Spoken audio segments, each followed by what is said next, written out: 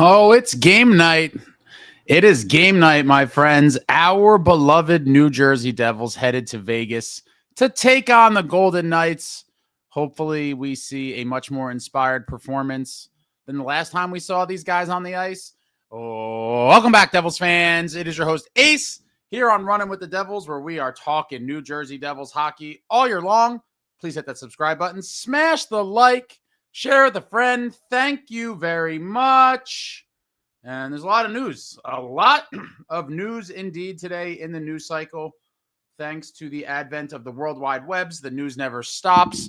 And as expected, folks, we'll start off with the positives and then slowly get to the negatives. Hate to talk about the negatives, but you got to do it. It's all just part of reality. But we start with what we pretty much already knew. Bang, there it is, courtesy of Amanda Stein, New Jersey Devils reporter. No New Jersey Devils morning skate today in Vegas. We'll catch up with Keefe at 4:45 p.m. local time, which is in about 45 minutes from now. All indications are a Brett Pesce return game tonight, his first game since October 26th. Almost 7 weeks. Welcome back, Brett Pesce. This team has desperately missed you in more ways than one. Luke Hughes has desperately missed you. The penalty kill has missed you. We all know Pesce, one of the rock-solid defenders on the blue line for this New Jersey Devils club. They have looked quite fragile on many nights. You know, it's the inconsistent New Jersey Devils. Some nights they looked okay. Some nights they look tragic. Pesce should be a big boost. Paired with Luke again. Luke has his best games typically with Brett Pesce. Hopefully we see Hughes continue to kind of turn it up this season. He scored a couple goals as of late, unfortunately in losses. But Luke looking to get activated. He's got his old-time partner Brett Pesce back. Should be an interesting kind of plot line throughout the game. And some more good news, courtesy of Arseny Gritsyuk on his Telegram, because as you all know, the team's not going to tell us a damn thing. From Grits on the Telegram, I visited a doctor in New York, and it seems the prognosis is good. I'll go on the ice tomorrow and hope to return to the team soon. Got the muscle flex. Thank you to everyone here who supports and cares about me from the bottom of my heart. Let's go. Finally, another little good nugget of news. Grits did not travel with the team. Hopefully, we could see him back as soon as Sunday at the Rock against Buffalo. Obviously, I'm not going to put too much stock into this, but at least for the moment, it seems as though it's not going to be anything much longer than a couple more games missed. So Grits getting back to the lineup, hopefully, that will give us a boost. As we all know, this team is just decimated with injuries. Everyone and their mother hurt. We have the kind of looming Timo Meier leave situation. Nemo's on IR. Jack could still be about a month away. And so Grits will be a beautiful addition whenever he comes back. And I'm certainly hoping it is Sunday against Buffalo would be an ideal time for Grits to get back in the lineup. And of course, as the days go on, the details surrounding the soap opera drama of how Tom Fitzgerald and the New Jersey Devils botched a once-in-a-lifetime opportunity in landing Quinn Hughes. And we start off, a lot of people speculating that the news broke that potentially, Fitz could not free up the cap space. Insiders reporting that he had went to some guys with trade protection and they had vetoed trades. So we start off, everyone, was thinking the same thing. And Weeksy reported it, that the Devils might be trying to move them. And that is Ondrej Palat and Dougie Hamilton, to nobody's surprise. The same two contracts that have been kind of talked about going back to last season. And we start off with a tweet from Ryan Novozinski, New Jersey Devils beat reporter. This was earlier today. Spoke to Ondrej Palat yesterday, and he denied the notion that he vetoed any New Jersey Devils trade. He said Tom Fitzgerald has not approached him about the possibility either. And Devils veteran denies vetoing trade. Fitz has not talked to me. Ondrej Palat claims he hasn't gotten in the way of Devils business. On Tuesday, the veteran forward told NJ Advanced Media that he has not vetoed any Devils trade over the past several weeks, nor has ever been approached about the possibility by General Manager Tom Fitzgerald. And there you kind of have the first piece of decoding the puzzle. Palat was not approached by Fitz, and so a lot of people will probably find this fairly problematic. I had speculated in the summer that, a lot of people assumed that Fitz would try to move Palat and or Dougie in the summer to free up cap space. He did not move either. A lot of people speculated again in the summer that he was trying to and there was no takers. The reality is he never tried, and that's a whole kind of debate or topic for another conversation. I do like Ondrej Palat. He has been underwhelming as of late. And then obviously the $6 million contract is an absolute anchor. I mean, he's not playing anywhere near that value, but he's not completely worthless. It's not like we're playing a guy that doesn't deserve a spot in the lineup. When you see, especially nowadays, with some of the guys in the lineup, if you're being honest about it, Palat does bring a lot more to the table than some of these guys. I mean, they're essentially career minor leaguers filling in the many injured spots. But that still doesn't, justify a $6 million salary. And so obviously a lot of people have talked negatively about that and blah, blah, blah. But in the end, they didn't go to Palat. They like Palat, and there is a chance we do see him here till the end of his contract. But at least the end of this season, it seems, would be a guarantee. Maybe that changes in the coming weeks and Fitz, with the handcuffs he has put on himself with the trade protection for more than half the team, he may have to approach that topic with Palat sooner than later, but we will see. He's going to have to free up money some way, somehow, to bring Kovacevic back once he returns from LTIR, and the situation's a complete mess. But kind of coming on the backs of the Palat news, well then, with all the reports that we've heard, that only leaves one other guy, and that guy is Dougie Hamilton. And on the Hamilton front, New Jersey Devils beat reporter James Nichols tweets this out earlier today. I asked Dougie Hamilton if he's been asked to waive his no trade or if he's vetoed a potential deal. He didn't say yes. He didn't say no. Palat's answer was far different. We just talked about that. You read between the lines. Headline, star defenseman avoids New Jersey Devils trade question. On Tuesday morning, New Jersey Hockey Now asked Hamilton if he's recently been asked to waive his trade protection or if he vetoed a trade amid a bevy of rumors. The 32-year-old blue liner didn't say yes, but he also didn't say no in his response.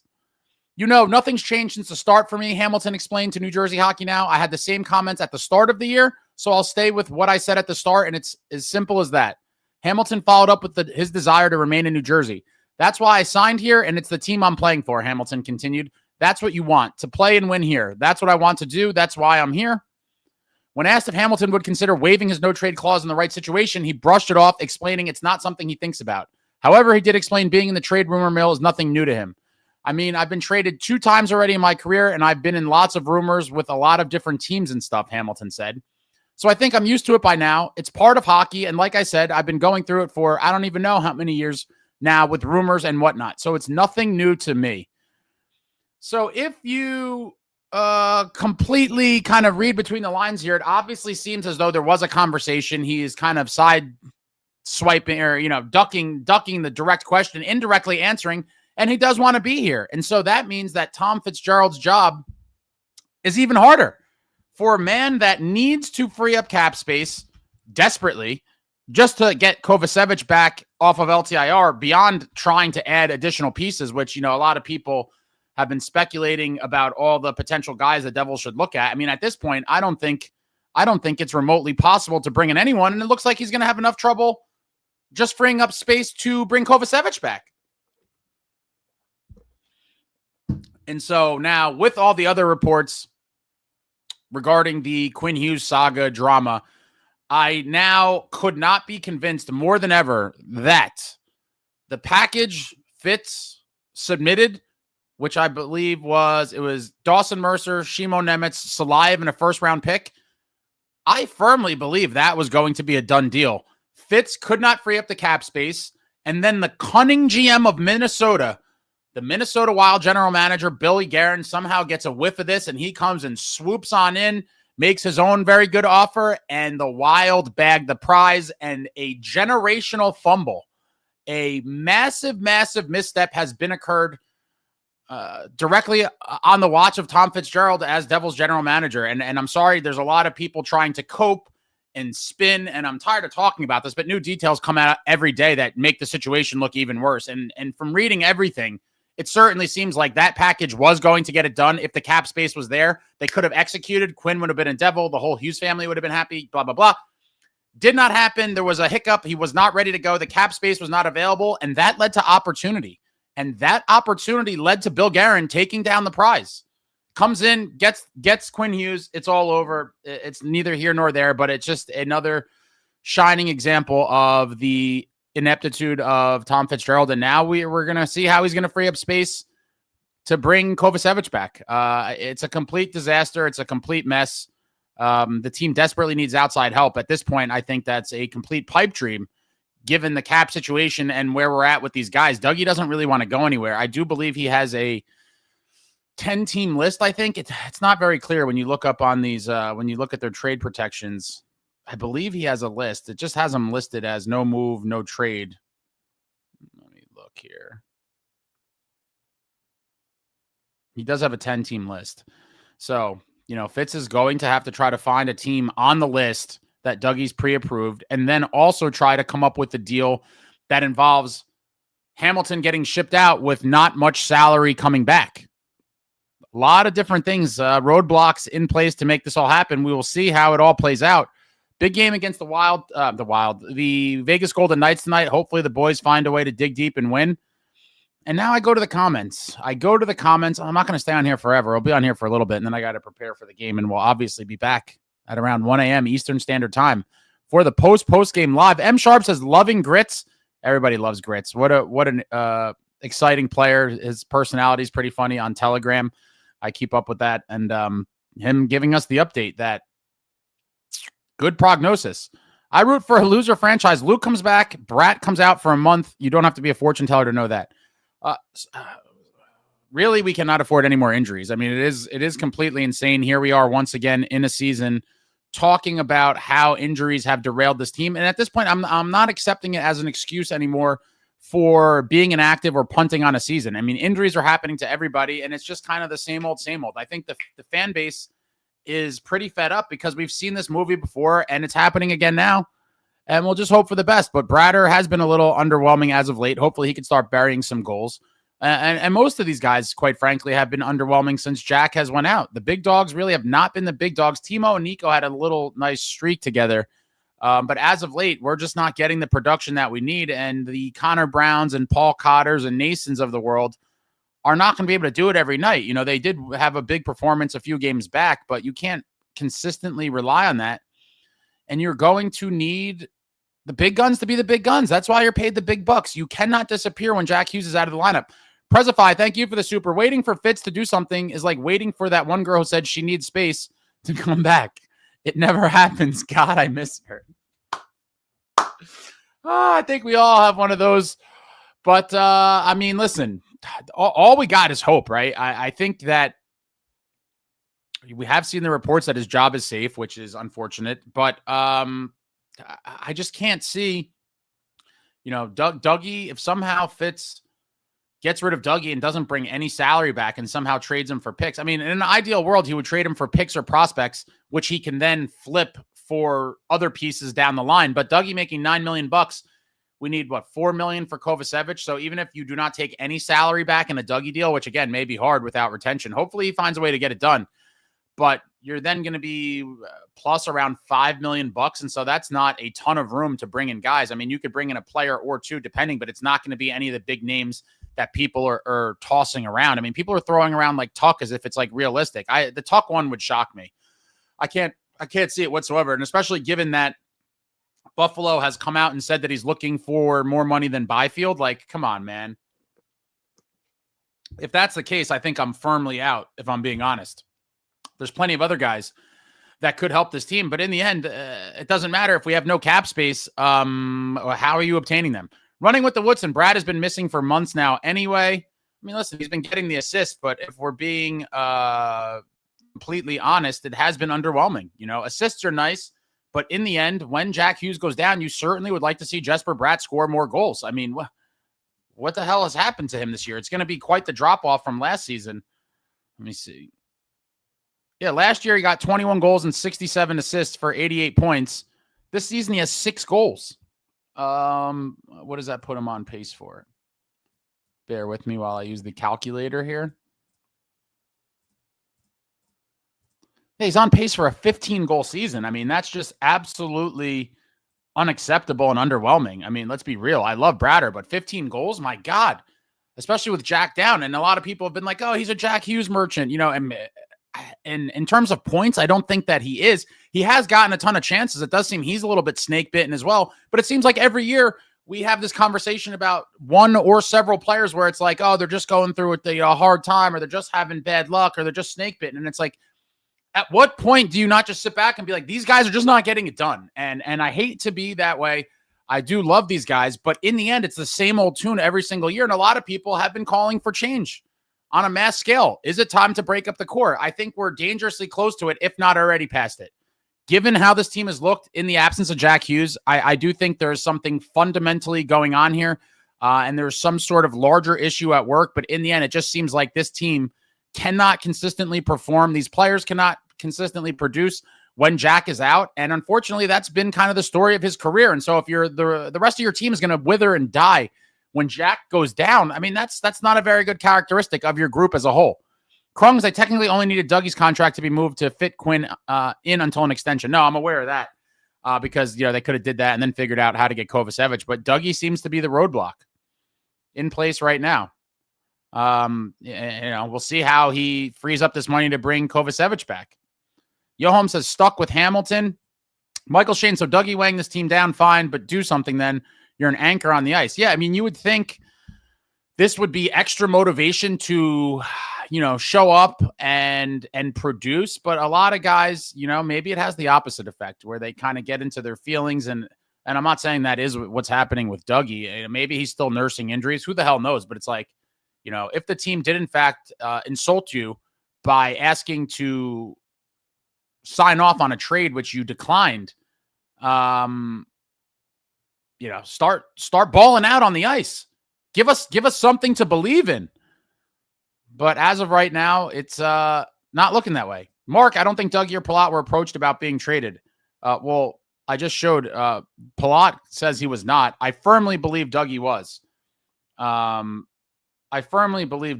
Because, what else was Fitz going to do to bring in Quinn? That really was the only move he had available to him. I root for a loser franchise. If Hamilton refused to trade now, why would he accept it in March? Same with Palat. So they do have a 10-team pre-approved list. I know Dougie does. I believe Palat does too, which means they've already signed off on that. So they cannot block it. And so if Fitz is able to strike a deal with one of these teams, it's over. The deal will happen. The question is, who are those teams? Are they in a position to take on aging veterans with high contracts? And where does that kind of fit their timeline and the makeup of their team? Are they in a rebuild? Are they in a retool? Do they believe they're legitimate contenders? I'd have to believe there's got to be at least a few contenders on Dougie's list. And a right shot, big veteran D-man. I mean, I do think Dougie could be a useful piece for a true blue cup contender. Now, whether one of those teams is on Dougie's list or not remains to be seen. Will they be willing to take on his salary? It's a whole mess right now. But here we are trying to kind of make sense of all this. And it just seems as though all of the trade protection contracts have come back to absolutely handcuff the Devils and screw this team over. And I hate to keep bashing Fitz. I mean, but he's just made a mess here. It does seem as though he has a lot of people in the media kind of running cover for him and trying some spin campaigns. And the crazy part is Fitz is probably a really cool guy. I would probably love to have beers with him. He's probably a fun guy to hang out with, probably a great family man, and probably a good human being. But the reality is he's a terrible general manager. And all of these things are really bringing it to the forefront of how he's made a mess of what was a great situation when he came here. These should have been the bright years. Should have been the Stanley Cup contending years. We should not be talking about the bright future. Futures is bright glasses. We should be living in the contending years right now, and we're not. And depending on how this team looks when the injured guys come back and if he makes any moves or not, we may not be any closer than we were last year, which is unfortunate. David Chimes, Dougie 1 assist in last 18 games played in an FU to Fitz for trying to Welsh on his agreement. Fitz sucks, hurts the locker room. It hurts. It really, really hurts. But what are you going to do? The stream today isn't sponsored by Fanatics. It was never really sponsored by Fanatics. But if you guys want some discounted Devils merchandise, now that Derek has pointed it out, I will drop the link in the chat. There it is. If you comb through that, there's some insane deals. There's some stuff that's like 70, 80% off. Some of it's in weird sizes too. But some of it is normal sizes. So if you guys are interested, take a look there. I've added some pieces to the New Jersey Devils wardrobe. All right, what do we got here? Louis, anyone blaming Hamilton for this is ignorant. No, I'm certainly not having any sort of ill will or bad feelings towards Dougie for it. I mean, I totally understand. And again, he's a guy that at the time it probably was worth giving the trade protection to. As a generality, I don't think we should be giving them out, as everyone keeps saying, giving them out like candy. But really, that is a great analogy. They have been given out like Halloween candy, and it's saying you get a trade protection, and you get a no move, and you get a no trade, and you get trade protection, and it all circles back now to when you have to scramble to free up money. It wasn't able to be done. But I certainly don't blame Dougie for it. I wouldn't want to go to a shit team if that's the case, uproot his life. Dougie probably still thinks that this team could do something, I'd imagine, when fully healthy. He probably likes the group, and he doesn't want to rock the boat. And I can't say that I blame him, and I wouldn't blame any player who felt the same way and kind of vetoed a trade, because who wants to uproot your life and do that? Running with the Woodson says, Ace beating a dead horse. Oh, I'm so sorry, Woodson. I'm so sorry. Krung says, Palat downright said no. Dougie skirted the question. Plus, only Dougie's contract need to be moved to get Quinn here. I may have read that already. Krung says, running with the Woodson, dude, this literally happened. Slow down.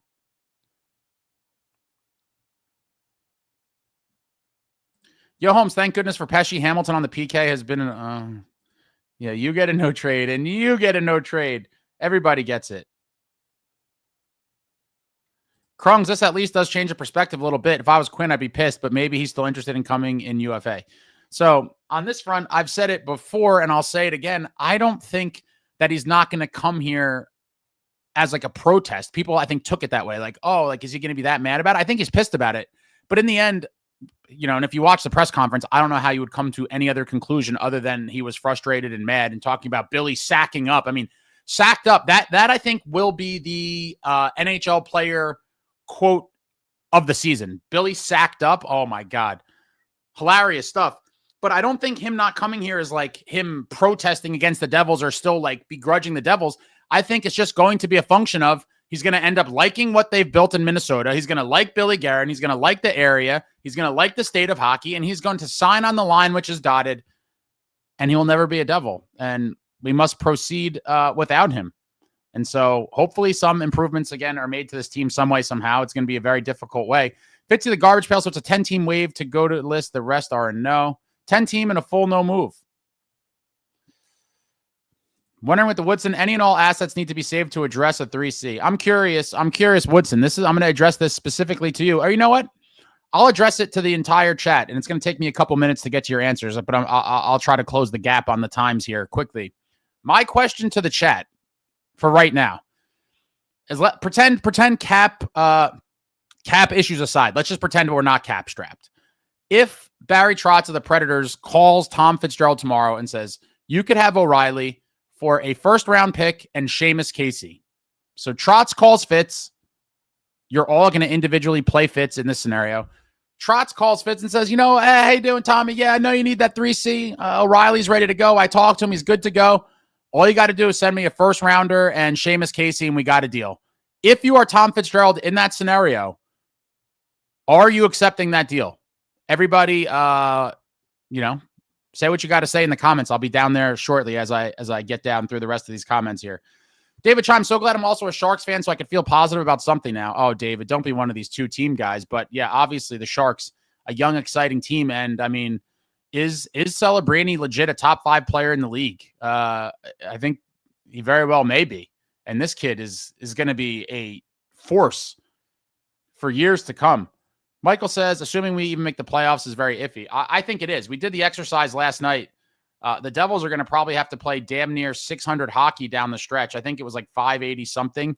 It seems like 96 points would probably get you in, but yeah, the conference is so tight. Everything is so tight.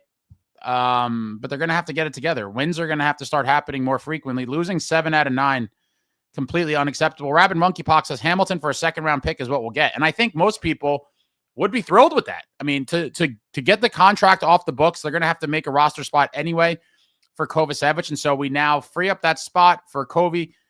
I hate calling him Kovy. I actually slipped. I never call him Kovy. All of you people call him Kovy. There's only one Kovy. That is the Russian sniper, Ilya Kovalchuk.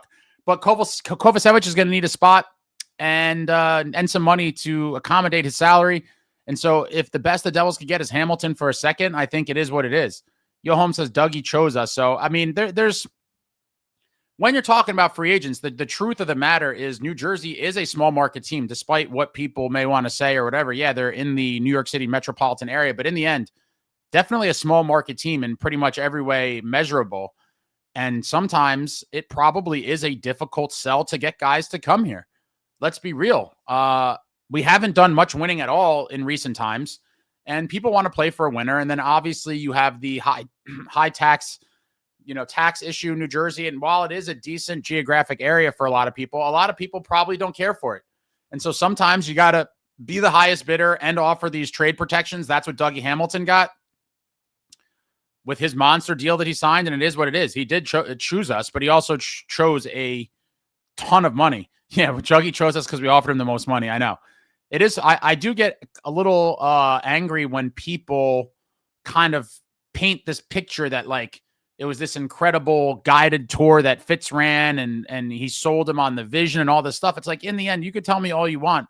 If your next highest offer was $8 million a year times 7, or, maybe $7.875 million, whatever it was, when you see a contract for $63 million and say the second highest one was 52, it's a pretty easy decision to make. And I would certainly choose the bigger contract as well. And I think that is what happened with Dougie.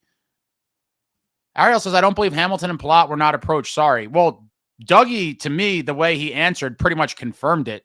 Palat could have been lying, but I mean, would he lie? I mean, I suppose he could, but now you're getting into a lot of conspiracy theories. I mean, that would be interesting. Pro Bolt says, how are Grits and Nemitz going to get extensions? That's all just part of the cap disaster situation that we are living in right now. I certainly do not have the answer for that, but there will be some moves to be made, I suppose, in the summer where Fitz is going to have to really start to figure some things out. Ritter Engine says, forget about cashing out Dougie now. At best, we'll get a second-round pick, and that's best case scenario. It probably is. Alex says, Prez, I miss her too. Spencer, what makes Dougie even want to stay here? He's obviously had a huge fall-off and doesn't mesh with the current roster. He's probably very comfortable. He has a routine. I think, is he engaged or married? I forget. He's engaged or married. He may have just gotten married. I'm sure his wife kind of has her routine and friends here. And so, just think about it from a human element standpoint. If anyone approached you guys in your everyday life and pretty much overnight was like, by the way, we're transferring you to this other company in another city and we need you to go now. These guys are human beings. They're not robots. It's a whole lot of stuff to sort through, housing and this and that. It's a whole lot of stuff. And a lot of people, once they're comfortable, don't want to leave. And like I said, Dougie probably still believes that this team could make some noise when healthy. And especially if we get a couple additions. Sunrise, imagine Devils go on a miraculous run and make it to the finals only to face the Wild. Wouldn't that be an insane story? Completely insane story. Running with the Woodson. Keefe doesn't make Dougie work. It's literally the definition of gym class. Go to school and breathe are the only requirements to get paid. I mean, what would you want him to do, though, Woodson? I'm curious, especially with all the injuries. Are you guys going to start talking about healthy scratches again? Home says, no morning skate. If any team needs one, it's this team. I mean, they probably got in there yesterday or last night. They practiced at home yesterday. Yeah, I think Keefe is really trying to walk the line of the fine balance of resting your guys because we have this crazy compressed schedule right now, trying to figure out the balance between, rest and getting in reps.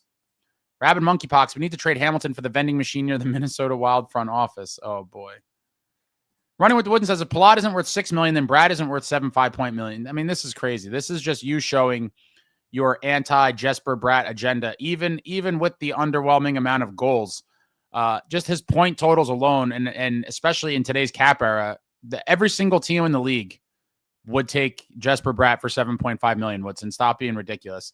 YouTube OG, I hope these guys all come out of the slump at the same time, ride the high to the playoffs. It'd be nice. It would certainly be nice. David Chimes on Tuck. Sabres' new GM is actually even worse than Fitz. Messed up big time in Columbus in scandalous fashion, fully capable of making a dumb trade that helps us.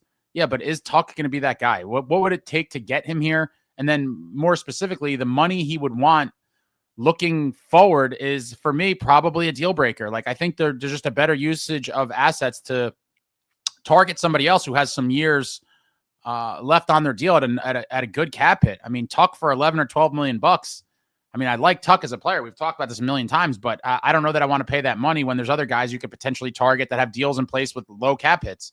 Yo, Holmes, Brad only got run by Ovi, and it changed him. Has one goal since then. It was a month ago. And that's a very logical thing. I think it was behind the net.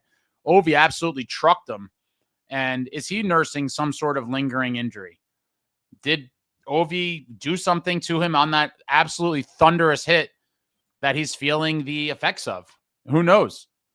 Rumor has it we are considering bringing Lindy back. I think I saw something about that in some sort of hockey advisory role. I wouldn't be against it, depending on what it is, but I don't know. It is an interesting kind of scenario. Ariel says, Brat, 6 goals for the money he's making. These players need to be shipped. Time to change the culture of this team. And at this point, I think I'm there too. We've talked about it again and again, but in the end, you know, when we've seen the same movie every season, Jack Hughes goes down, the team struggles, and around we go. At some point, like, I do think that foundational, really big shakeup needs to come. And I do think, you know, we're there now, whether it's addressed this season. I probably think it's time to do it now and not wait till the offseason. But if they get through the season with this group largely intact, I do think you'll see some shakeups, a bigger type of ones in the summer. But this season can be salvaged, and the time to start making these moves is now. I'm sure there would be a lot of suitors, depending on who you're talking about, moving on from of the core group. But we've seen the same kind of results year after year, and it's kind of getting tired. YouTube OG says trading Brat would be like the Jason Arnott trade. Yeah, the difference is Arnott was a cup winner, though. Yo, Holmes, Arnott was hurt. Was he traded away? Lou fleeced him. Fitz ain't no Lou. Fitz is number 2. Man from Jers, let's go Devils. Ariel, we got Neuendijk and Langenbrunner. Absolutely butchering the spellings there, but I was able to decipher what you meant. Yeah, that was a huge deal that I talk about all the time. That, again, the Lou deals are these tough deals to make that end up moving your team forward and improving the team. When Randy McKay and Jason Arnott were shipped, I mean, these were heroic New Jersey Devils figures. At that point, Jason Arnott had the biggest moment in Devils team history, scoring a Stanley Cup winning goal in double overtime of a Game 6. Was the big monstrous center of the A-line. Randy McKay, at that point, a 2-time Cup champ with the Devils, was a member of the Crash Line in 95. Just heroic figures in Devils history. And that one really stung. I remember as a kid being like, oh my God, I can't believe Lou traded Arnott and McKay. And everyone knew Neuendijk and Langenbrunner were good players. But, you know, when a fan favorite and such historic guys get shipped out, it was a little bit of a shock. And Neuendijk and Langenbrunner did improve the team. And without Jamie Langenbrunner, there is a very, very, very good chance that 2003 Stanley Cup victory does not happen. And so, again, we talk about sometimes the best trades are the ones that are difficult to make. And thus far, I do believe we have not seen a single one of those from Tom Fitzgerald. YouTube OG says, in Lou, we trust. Lou Krungs. Brad hasn't had a sub 70-point season since 2021 season. People need to chill out. Now, I think overall, some of the criticism is over the top. But, you know, some of it is pretty fair. I mean, at this juncture of the season, to have that, you know, that goal stat line that he has is very underwhelming. Like, come on, man. You got to do better than that, especially when Jack is out and the team's dying for offense. Pro Bowl forever. Anaheim and San Jose might be willing to take either Palat or Hamilton. David Yo Holmes, I agree that Ovi's really dirty, uncalled charge on Brat probably hurt him. He's pretty consistent. Probably has a little something bothering him. Dude is most committed Devil. Travelin says can't be best friends with the employees. That's kind of another narrative running around that Fitz just wants to be like this liked figure. And maybe that's true. It's hard to disseminate really what's real and what's kind of conjecture, but there could be something to that. You know, Holmes says, David chimes, I'm a big Brat fan. Willed his way to everything he has. Unfortunately, he's not big and Ovi destroyed him. Brat hasn't been the same since, man. He's a truck. He's an absolute truck. David, the picture of Jack practicing on ice by a fan happening to see it after he lost on Quinn was so staged. Probably even used the Jack Hughes stunt double. Come on, man. I don't think it was. Because I've been there before in the same spot and I've seen random guys practicing. I don't even think the team is crafty enough to even think of that, if we're being real. They don't care about any sort of stuff like that. They're happy to keep everything hush-hush. And eventually we may see them do what the Kraken did. A lot of people were up in arms about this today, and it is a complete joke that the NHL allows this. After a recent game, the Kraken I forget if it was the coach or the GM, was asked a couple questions by a team employee only. It was a guy sitting at a table, and there was no outside media, only a team employee. And the Devils aren't too much better than that as it is now. There's a few outside reporters there. But in terms of media, like the NHL is such a long way to go. They should really take notes from other leagues and organizations and really learn what modern media looks like today, because they're living in archaic times, and it could only help bring, marketing and exposure to the game. Letting teams get away with stuff like that is ridiculous. Ariel, Ace, if you do a poor job at your job, do you get to keep it? No, right? Fired Fitzgerald, nothing personal. No, I've said this forever. Imagine if you, as a regular civilian with a regular person job, not being a professional athlete, were allowed to keep your job after incident upon incident of showing how bad you are at it. It doesn't happen in the real world, but sports is not the real world. And for whatever reason, and again, we all probably think it's because the team is doing well financially, that Fitz is employed and has the support of ownership, despite now potentially torching a third consecutive season after this team set a franchise record with 112 points and beat the Rangers in a beautiful 7-game playoff series, the only playoff win for this Devils club since 2013. It's a damn shame. David Chimes, Devils likely paid Tate McRae for that shot of their date to keep us in the news with him injured and the team folding. Having fun with this. That's definitely not the case either, but man, that was pretty funny out of nowhere. Robbie's bench toss. Fitz created the country club feel with all the no move clause. No one ever felt like their spot was ever in jeopardy. And I think there certainly could be some truth to that, right? I think there is a sense of, safety. Maybe no one's on edge. It certainly would be probably a different feel overall for a lot of these guys if they thought at some point, like, this team's going to get shaken up and I might get shipped the hell out of here. I better start playing better because I don't want to uproot my family, or I don't want to uproot, whatever I have going on here outside of hockey. And there's probably something to that. If you know that there's no way they could ship you off, or they can only ship you to a place that you have already approved of, maybe that does sort of lead to some guys kind of easing up. Richard says, my wife and I both signed no trade clauses. Washed up, we are tied for most no trade clauses at 14, along with Carolina and another team. Sad, really? It is?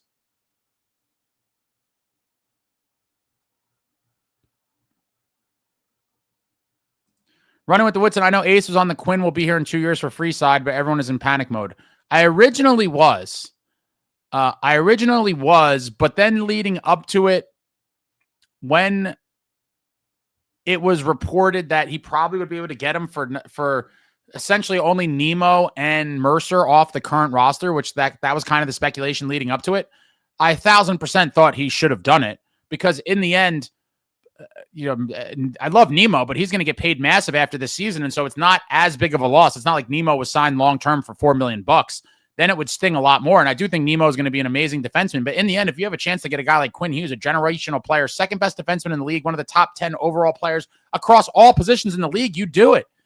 You absolutely do it. And now that the Devils, I think, kind of botched the whole thing, and seeing Quinn's comments in that press conference, there's no chance he's coming here.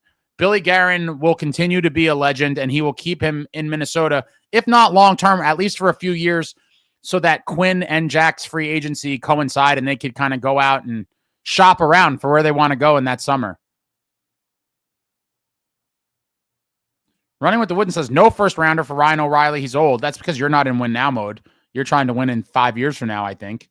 But it's interesting.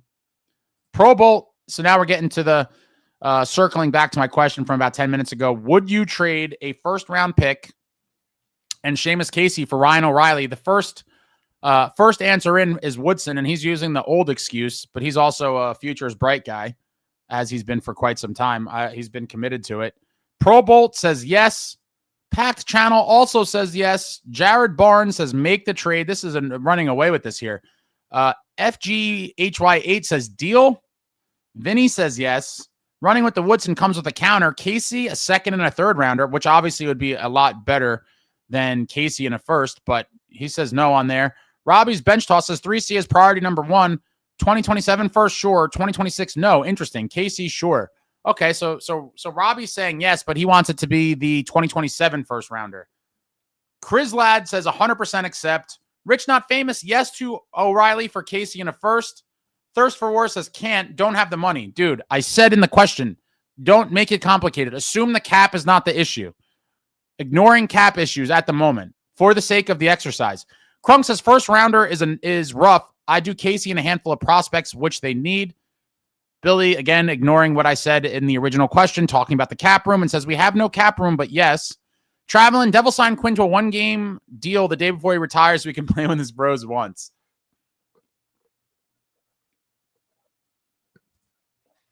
Collect Record says no, but yes, if he agreed to take Palat, and Palat agreed. Sweb, or is that Swee BJJ? First rounder too far, but yes, Casey. I don't think Casey alone's going to get it done. Richard says absolutely on Ryan O'Reilly, and then I'd follow by what would you want for Stammer? Oh, now you're getting real pipe dreamy here, talking about getting both of them. I mean, now I will, just in terms of adding Stammer on top of it, I will bring up the cap situation because we're already kind of dreaming, I think, with just O'Reilly, and then talking about Stammer, even with retention, could just be completely out of the realm of reality, but we'll find out. Unhinged Dev Sand says, to quote Putty, all signs point to yes, 8-ball jacket. Putty for GM, what's going on? Justin, do you believe Dougie or Palat will get traded? And if not, what will happen when Kovacevic comes? I think really Fitz has put himself in the position where the only solution I think he has is to trade Dougie. And so he's going to have to figure out what's the best deal he could make with one of the teams on Dougie's list. I don't see any other way out of this. I root for a loser franchise. Ryan O'Reilly has term on a friendly contract, so of course first rounder is justified. Michael says, if you're a good GM, you make a counteroffer first and Casey for O'Reilly in second, picking up the second rounder.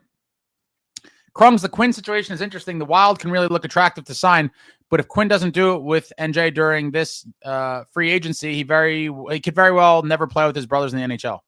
It's a possibility, but in the end, who would have ever thought it was realistic really anyway? I mean, it did seem like it was inevitable a couple weeks ago. The Devils were in the driver's seat, and it certainly seems like the entire hockey world thought that it was going to be the Devils, and Fitz found a way to botch it because of not having cap space due to all the trade-protected contracts, and it is what it is.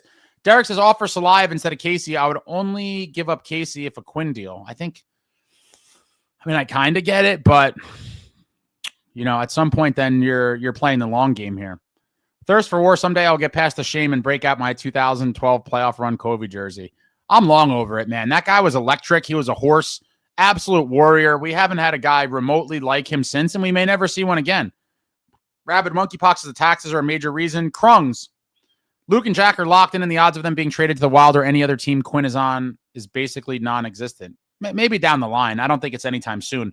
But obviously, Wild fans have now started licking their chops like, oh, the brothers want to play together, eh? And they all think that, it's going to happen. People just run wild with all this stuff. And I do think down the line it could happen, but it's not going to happen anytime soon. Alex Russo says yes to the Ryan O'Reilly trade. He's on the steal of a deal. David chimes, I do Casey plus first for Ryan O'Reilly in a second, but need to dump cap somehow to get there. I said ignore the cap issues, man. Real Fitz, let me get trade committee in a meeting to figure out how to do that before roster fees. Trots, click. Running with the Woodson, Luke and Jack have no trade protection. Which Hughes is the best? Quinn easily, Ritter. It's a very logical and easy to see pecking order. Quinn at the top, Jack in the middle, and then that leaves Luke at the bottom. Chris Ace, I think the sacked up Quinn shot was actually directed at the Red Wings. I think it was directed probably at multiple teams, but the Devils were certainly part of it. And he had to believe, along with his brothers leading up to this, that he was going to be a Devil now, and it did not happen.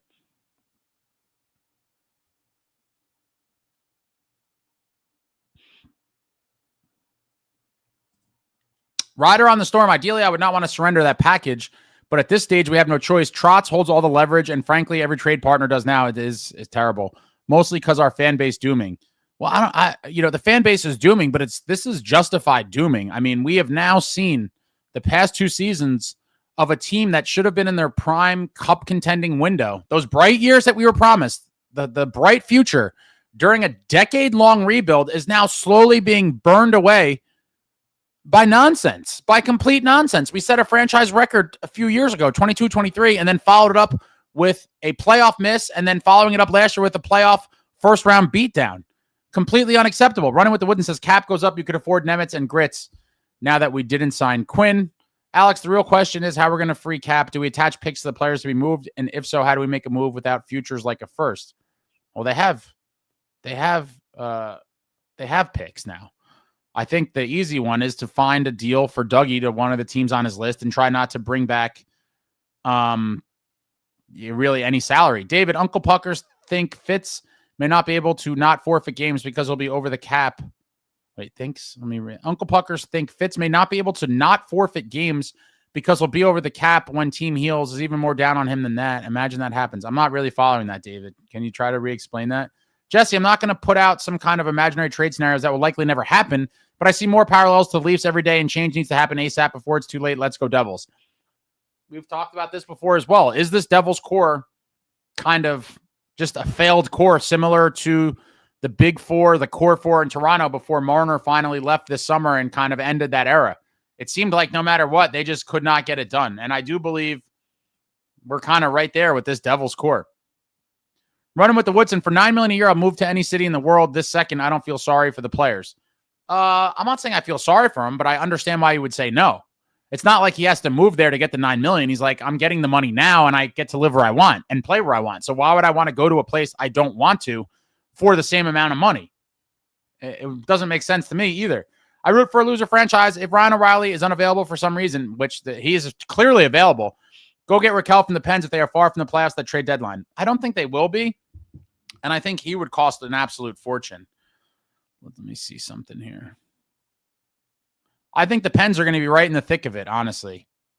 Trying to make that push for Sid. Alex, I think Dougie at $7 million is good and Palat at $3 million. We're going to have to think about retaining to move. Running with the Woodson, Ryan O'Reilly is going to 10 other contenders who have better prospects before us. Our minor league players are laughable. Yeah, lack of depth. And you could point to, drafting miscues, unfortunately. A lot of people have been, down on Fitz about that our drafting history is pretty terrible. And as a result, we may not have the best pieces in the pipeline for trade bait or for potential NHL jobs in the future. Obviously, you've seen the constant rotating door of guys when there's injuries. We keep calling guys up from Utica, but it's fairly underwhelming. We have no real can't miss type prospects, specifically on offense. I mean, there is some defensive prospects, but we're pretty well set on D. But really, who are the best offensive prospects in the organization at this point? There's really none to speak of. It's really unfortunate, but that's what happens when you can't draft. The Shadow 590, if you had to take a guess of what will happen between now and the deadline for the Devils, what would you guess is most likely to happen? It kills me to say it, the Shadow. My prediction is, some spare parts moves. Something very in line with the Daniel Sprong acquisition. Something like that. Nothing that truly moves the needle. And I think at this point, the fan base is already furious, but I think that'll be the final straw where people will really lose their minds.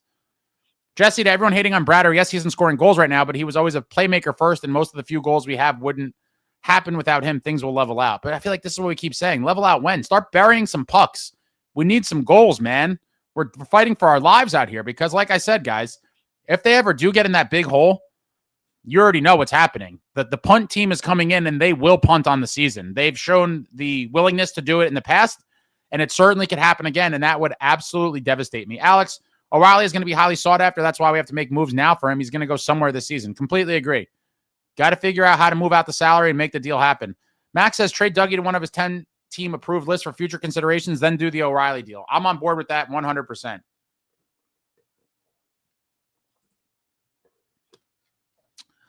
David says Dougie's likely 10-team list were all set up to make him nearly untradeable, and that is his right. But what, did he have to submit? I'm a little unclear on when the list had to be submitted. Was it submitted recently? Was it submitted when he signed the deal? Because, yeah, you could, calculate, putting all contenders on there that are cap ceiling teams to do just that and make it difficult to get shipped. But it does matter when the list was kind of given. Jason, no, the problem is I don't want Fitz touching this roster. He's made so many mistakes. I'm right there with you. Mark, the problem is, do any of the 10 teams on Dougie's list want him? We have no idea. But I do think there's a few contenders at least that could potentially use his services. Would love to. They should make the lists public. That would be really cool if they did, but it'll probably never happen. Krungs, didn't Fitzgerald say that he was looking to shake things before the start of the season? I'm skeptical if anything happens. Yeah, but what people say and what they do, often very, very different things. And that's just another kind of example of it. Jason, no, Pally supposedly wasn't asked to waive, so was it only Dougie? That's what it certainly seems like. Dougie did not directly answer, but based on his side skirt answer, seemed like he was. He reiterated he wants to be here, he wants to play here, he wants to win here, And Palat said, I was never approached. Bacchanal Brunch, I heard on the radio today that Tuck wants a little north of Kempe money. That sits the ask around 11 million. I think, what did I say? Byfield before? Okay, Kempe. Ask yourself, is that worth it? How do you make that money work? That's why I said I'm probably a pass. Go get a guy, if anything. And again, this is probably all pipe dreams because of the cap nightmare that we're in. Get someone who's already signed up for some years left. Get a guy with term who's signed to a team-friendly deal in this new cap era. I'm not looking to trade for guys that are about to look for mega paydays. I root for a loser franchise. We likely will have to retain $2 to $2.5 million on Dougie trade to have any chance of trading him. I still think there's a potential to not have to, but in the end, if that's the best you can do, then you got to do it. Technically, Palat can lie and say he didn't talk to Fitz when his manager did, I guess.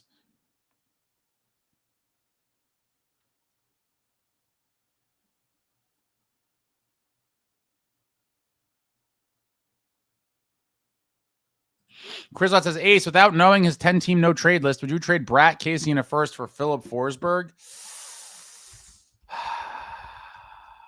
I don't think so. Let me take a look. I put it this way. If it happened, I wouldn't be furious, but I feel like if you're going to make a deal like that, that just seems like a big overpayment for Forsberg. Like, if you're going to trade pieces like that, I would want that to be as part of a mega deal. Like, again, this is a pipe dream, guys, so don't kill me for it, but like, I would like to see pieces like that go towards a guy like Tage Thompson. Now, I don't think those pieces alone would even get it done, but if you're going to trade guys like that, make it count and go real big. Go for a real big fish. I like Forsberg, and I think he would help this team, but I think you could potentially put those pieces towards a bigger player, potentially. And again, got to figure out money. Be right back. I think someone's ringing my doorbell. Be right back in 1 second. We'll come back to this in a minute. 1 minute.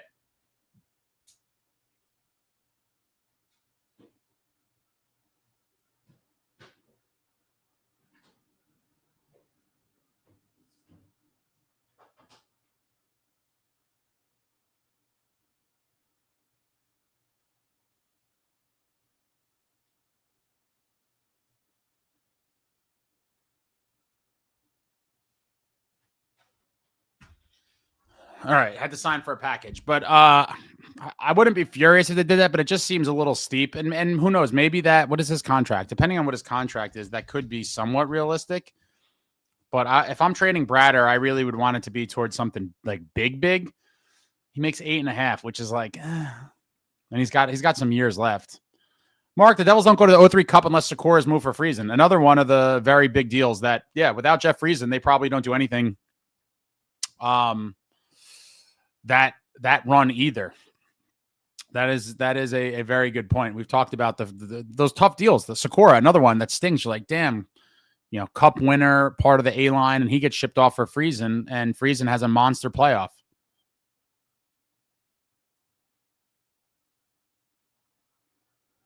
Crumb says, don't get me wrong, Brad is sucking right now, but he's definitely on the lower end of the list of people I'd move to shake up the team. Well, then who would you be targeting if you're looking to make a foundational shakeup? Michael, hit the like. Thanks, guys. Hit the like. Hit the thumbs up for your boy. We need those big guys built like a cigarette machine. Absolutely. I mean, we were talking, for those that were here last night, there was some interesting questions posed about Devils history and historical figures. And one of them was kind of centered around what guys all time from the Devils would you want on this team? And obviously, I always circle back right away. Our most pressing need is center. And a guy like Bobby Holik or Jason Arnott, these absolute monster men, having those guys down the middle, they seem like they're an endangered species right now, for sure. I would love a monster center. Give me a nasty American or North American. Give me a North American kid.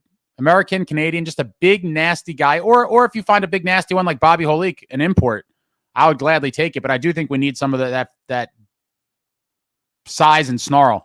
John, Palat wasn't the big money. Hamilton was. So if Dougie rejected the trade, no need to bother Palat. It's possible. All right, I'm trying to catch up here, folks. Bear with me.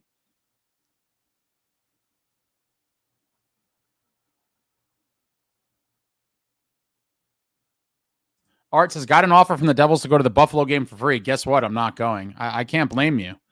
This is, again, to invest your time just traveling to the arena to sit there and have your heart broken. It's tough. It really is tough. Hopefully we see a big performance from this team tonight on the road. Let me just see. I don't see how it wouldn't be Schmidt and net. Let's see.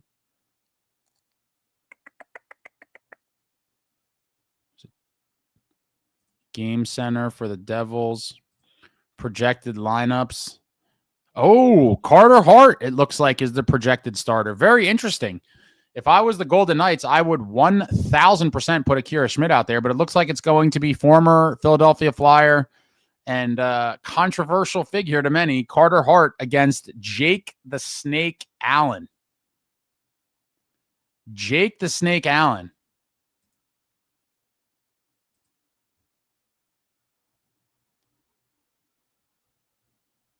Running with the no move clause. Jay Snow, if Quinn signs in Minnesota, he doesn't want to come here. What can we do? Quinn holds all the cards. I think it's going to happen. I root for a loser franchise. If Ace says something is 100% happening, you are safe to know it is not happening at all. See, Quinn is coming to New Jersey video. I was wrong. And so was the entire hockey world. I think it was a foregone conclusion by many that was going to happen. The entire hockey world thought that. But I should have realized that Fitz would be Fitz and find a way to botch it. I truly believed, and again, I've said this before, silly me. I'm not right all the time. I am definitely right more than I'm not. So you guys could talk all the smack all you want. But the entire hockey world thought it was a done deal, and it should have been. But we got Fitzed. Fitz fumble comes through again on the biggest stage in the history of the team and fumbles one of the best players in the league.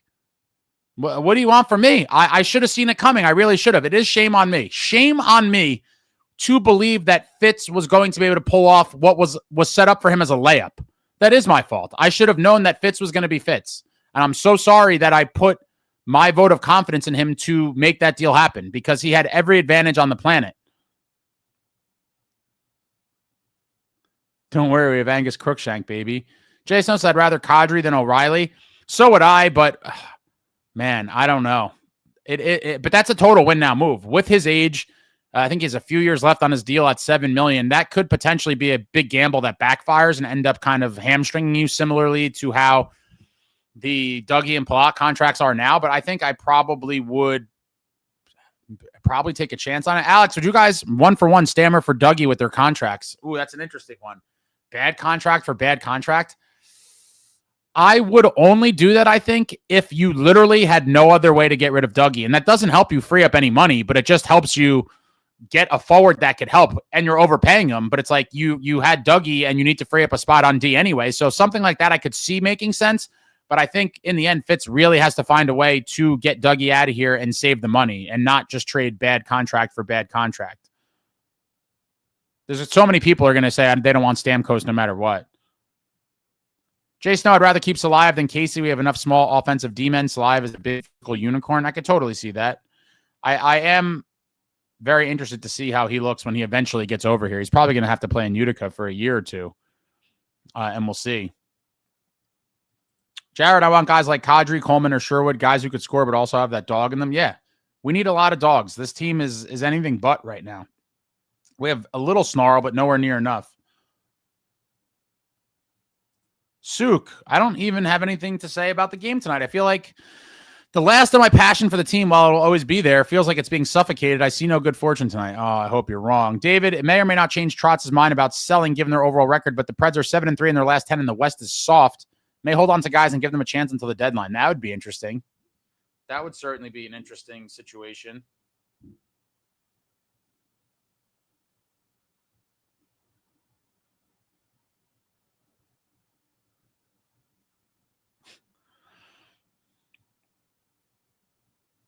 Pyro says, what if Ryan O'Reilly and Stamkos 50% retained for Mercer, Hamilton, Casey, Plot, and a 28 first?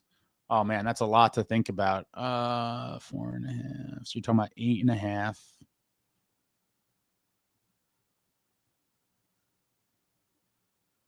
I really wouldn't want to trade Mercer. I don't know. That's an interesting one. I can't give a simple answer to that. I'd have to do all the math. You would end up freeing up a D spot, freeing up Mercer's 4, Dougie's 9. That's what, 13, and Palat is 6, 19 million. And then bringing in O'Reilly's, is it 4.5? That would free up a ton of money, but you're also losing Mercer. Let me see. Oh yeah, he's 4.5. So you're talking about $8 million in and 19 million out in that deal. So you're freeing up 11 million bucks. But you're doing a kind of lateral in terms of number of guys, a forward for a forward. I don't know. That one's really tough. Definitely interesting. If there was potential deals in line to follow that with all this newfound cap space, then maybe. But that's really living on a lot of hopes and dreams of Fitz, making a big deal like that and then following it up with subsequent deals. I don't know. Vinny says, I think Quinn will come to the Devils in 3 years. Well, it wouldn't be 3 years. It'd either be July of 2027 or probably never. Paro, I don't think Quinn's going. NJD is a shit show, and Min is probably going to keep Quinn or all three going to Detroit. I could see that.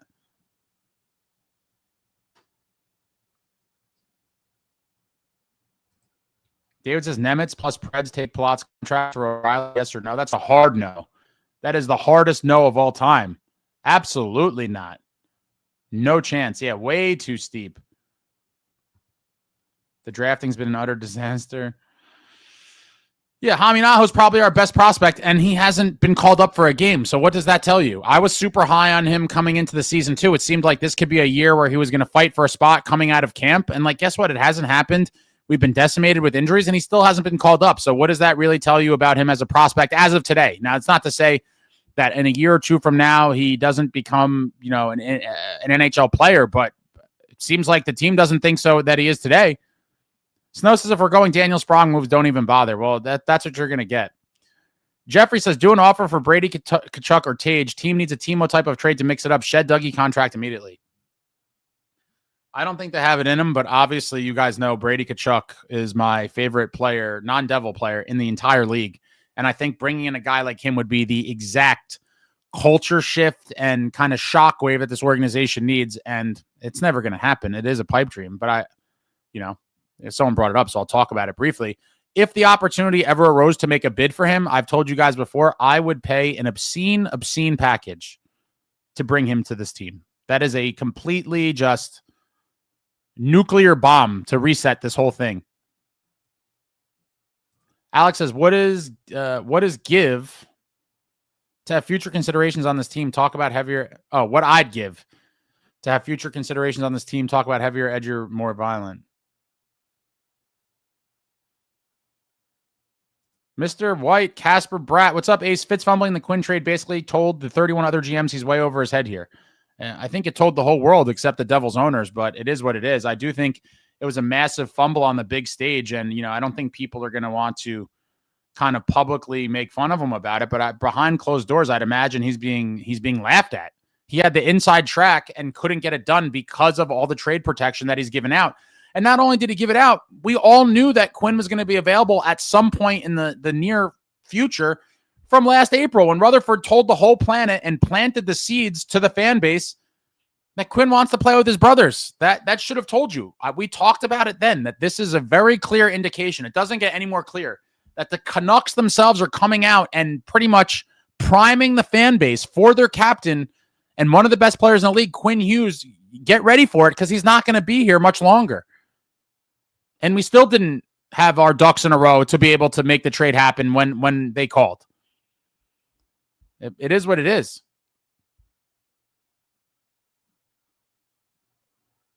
Art says nothing good will happen with Boo's face at the wheel. He will only further cripple this team. Man, Ryan, if I were to make a big splash, I'd try for Brady. So would I. But I don't think they're going to want to trade him. I mean, who knows? If they fall completely out of it. But here's the thing. They're literally 4 points. They're 4 points out of the second wild card spot. This is going to be an insane race down the stretch. If they somehow fall off completely, could there be chatter? Maybe. There could be. And if I think he was made available, there would be a ton of teams trying to get him. His contract has a bunch of years, I think, left on it at a good cap hit, too. Let me see. Oh, God, yeah. It's a beautiful contract, folks. He's got 2 more years after this one, and he's signed at $8.2 million. Wow. Crazy says, Fits the door, you'll open and see the bright future. It's Boo's face in his firing squad ringing your doorbell. No, it was FedEx. I had to sign for a package. David, the way it works on the no trade list is that it gets submitted by July 1st each season before free agency opens for the next season. But after draft day, player could change it every season. Okay. Yeah, it'd be very interesting if those were public. Richard, I think the real casualty here because of this cap space debacle is going to be Mercer in order to get cap compliant. Hopefully not, or you trade Dougie and eat $5 million because when Covey gets back, we're $4 million over. If they trade Mercer just to be cap compliant, it'd be insane. I can't see it. But again, like I said, silly me, you should never be surprised with anything that happens or does not happen. Expect the unexpected, because after missing, I thought the Quinn Hughes thing was a foregone conclusion. Like I said, all the evidence pointed to that it was going to be, but Fitz was Fitz, and here we are. And so, this could be the latest misstep by this organization, but man, that would be brutal. Mr. White, give Ace a thumbs up, you stingy bums. Thanks. Hit the thumbs up for your boy. Hokic says he's trading Ace to Montreal. Let's go Devils. Luke, it's not even Christmas in the second over. I can't even get up for this game. Sucks. I get up for every game. But at this point, even with the wins, they don't feel as good as they should. But 2 points is 2 points, and I will be fired up if we win, and I will be on here. Win or lose, I obviously will be here at around 1 a.m. Eastern Standard Time, hopefully talking about a win. Cape Dweller, Secor, and Friesen both end up being Devils legends. Michael, former player I'd want on this team. Cam Jansen. It's funny, Steve the Maniac is a huge Cam guy. We were talking about him today. Man, he would be such an outlier on this team. It's crazy. We have no big guys. It's like we avoided anyone with size. Yeah, and many people have talked about it for years and years. The identity of this team is unfortunately more in the, skill finesse realm than a well-balanced roster that you need to go far in the playoffs. Just look at the other teams. They have bulls. We have what we have, and it's unfortunate. There needs to be pieces brought in at some point. It seems like now with this cap debacle, it may not happen this year. Maybe it's something they could address in the summer, but they need to get even more heavier, edgier, more violent. Richard says, Ace, hang on longer to this live. It'll be tomorrow when the game ends tonight. It will be tomorrow, but Pesci is back. Should improve Luke's game for sure, Suk. We talked about that earlier. Pyro, what would be the price tag on Tuck plus Thompson? We ain't got the bullets or money for that, my man. We don't have the trade pieces or the bullets to make. Maybe they would. But that's a blockbuster that is well beyond the capability of Fitz to pull off, especially in this given time period with the handcuffs on because of these trade-protected contracts. Snow, Schmid wasn't great last time. We just couldn't generate anything dangerous versus him. Yeah, say what you could chalk it up however you want. The man had a shutout. Pyro, Brat, Nemitz, Mercer plus 3 firsts. No way. You would need more than that, I think. For Tage and Tuck, I think that's not even enough. Some dude on Twitter predicted the Quinn package to the Wild almost to a T. I did hear that on, I think I first heard about that on the Kachuk Brothers Wingmed podcast. I didn't watch the whole thing yet, but I saw in the beginning that they talked about a guy on Twitter who basically tweeted that out in the summer, which is pretty crazy. Mark, word probably got out amongst GMs that Fitz couldn't get under the cap. Yeah, and they all have to be laughing at him now. They have to be laughing at him. He had the inside track. This was a known situation, and the space should have been figured out in the summer. How dare you, Ace, get the Quinn deal wrong? I know. But people like talking smack. I could take it. Obviously, whenever you're involved in this kind of world, you are a target for people looking to, fire shots, and that's fine. It comes with it. I owned it, and I even said it when it first happened. I said I'm stunned, and I should. And like I said, shame on me. Shame on me for believing that Fitz was going to deliver on a trade where literally every advantage was in his corner, and he still botched it. It's unbelievable. Richard, I think Fitz and Joe, how do you even say it? Schoen of the Giants are vying for the lousiest GM in sports. Probably. Turco, my man, what's going on? For now, when I get angry at someone, I will say, go Fitz yourself. YouTube wildcard, OG wildcard, John Tortorella as head coach. I've wanted Torts forever. I think that's kind of over with now. Obviously, a very fiery guy. I do think he would probably put some of our players into some sort of therapy. I don't know that our group could handle an abrasive guy like him. I think overall, and even Keefe, and it's the most discouraging thing, Keefe has even basically confirmed, like, our group is mentally weak. I think a guy like Tortorella would have them crying in their stalls. Like, I don't think many of them could handle it. Maybe it's just what they need, or a combination of that and shipping some of these guys out. But I, in no way, shape, or form, am putting any of the team struggles on Sheldon Keefe, at least not anytime soon. The man has been forced to play a ton of AHL players every night, has gotten pretty much no help from the front office. And so how am I going to blame this man? Anyone coaching this team would probably have similar or worse results playing so many AHL guys every single night.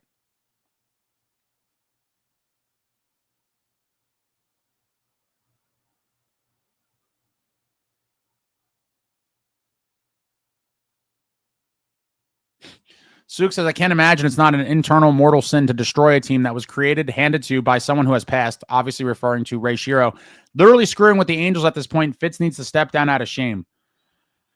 Yeah, Shero probably is rolling in his grave. Like, man, I gave you such a beautiful setup, and look what you've done with it. I mean, I don't want to keep talking about it. It's just going to get me more angry. We should be living in the brightest of years right now. NJ Swamp Fox, it's over. If Quinn signs with us as a free agent, great. If not, we have other options to improve the team. If Quinn signs with Minnesota, it means he's willing to play on a team without his brothers for 4+ years. Okay. Swamp Fox, if we signed Quinn, we would have ended up with a lot of holes at right-handed D and forward. If he really wants to play with his brother sooner rather than much later, he'll sign with us as a free agent. It's all over, baby. Kiss it goodbye.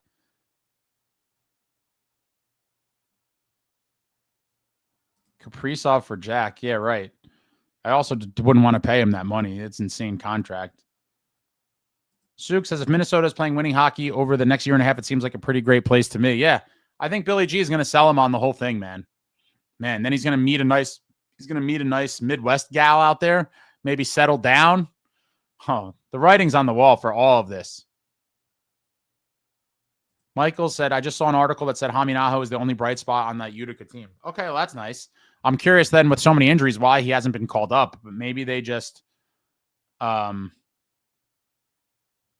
him to continue to get reps in at the AHL level. If we had gotten Quinn, I'd have followed up with Palat plus Casey and a first and a second for 50 cents. You're throwing out these crazy trades. First of all, I don't think Palat will go to Nashville. So that's already kind of just ruining the potential deal you're throwing out here. Yeah,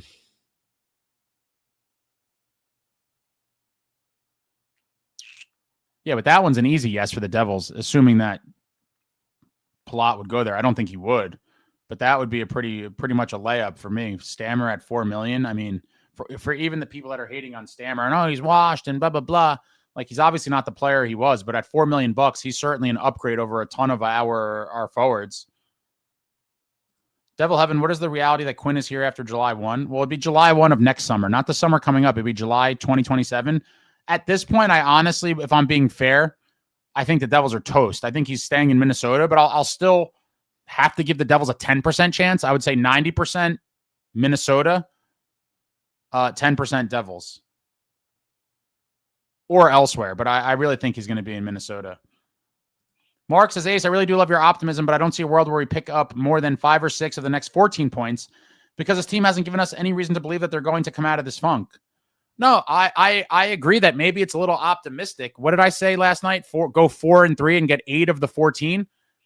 The fact is they have been consistently inconsistent, and so maybe they could find a way to win 4 out of 7. I mean, it wouldn't be that crazy. But any less than 500, which would be what if they went 3-2-1 or sorry, 3-2 or 3-3-1. Okay, my brain malfunctioned there. Even if they went 3-3-1, that's 7 out of 14 points. That's 500. Not great, but all things considered, you'd live with it. But I'm still hoping and wishing that they find a way to win 4 of those games and get 8 of 14 points. And obviously anything more than that would be phenomenal. But tonight's a big one. The first game for the rest of the calendar year of 2025.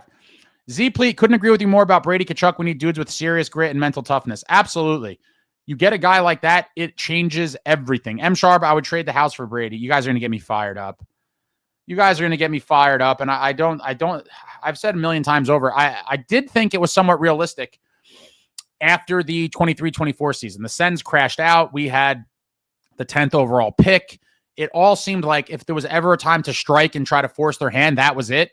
It did not happen. And so the Sens had a better season last year. They made the playoffs. We'll see how the rest of the season shakes out for them now. They're not doing so great at the moment, but that could change quickly, and especially with how tight the East is. But if that ever presents itself as an opportunity, they got to go all in. But again, I hate to be negative, but how can you even believe there's a fraction of a 1% chance of that happening when we had the inside track on Quinn and botched that? Knowing that his brothers wanted it so badly. The fan base wanted it so badly. Pyro, but you'll need also tough guys to buy into the team too. As tough as Brady is, if his heart isn't into it, and we ain't showing anything to put the heart into, then I don't know what that means. Brady Tkachuk is a lightning rod. Sook, if Brady were to come to New Jersey, Fitz would not be the GM of the Devils at the time. That's very interesting. Devil Heaven, what's up, all you Devil Rubbernecks? Happy Wednesday. Who's staying up for the Vegas game? Bring Ace to Montreal. Bring him to Chez Paris. It's funny you mentioned that place. I walked past it a couple years ago when I was in Montreal to handle some business. It was in the winter. I really do want to get to Montreal in the spring or summer. I've always been there in the bitter, just miserable winter, and I hate the winter. Pyro, we just end up getting Brady and ending up him just wanting to go to the Panthers or Lightning after his contract's up. I do believe if he ever goes to the Panthers, my God, I wouldn't be shocked at all.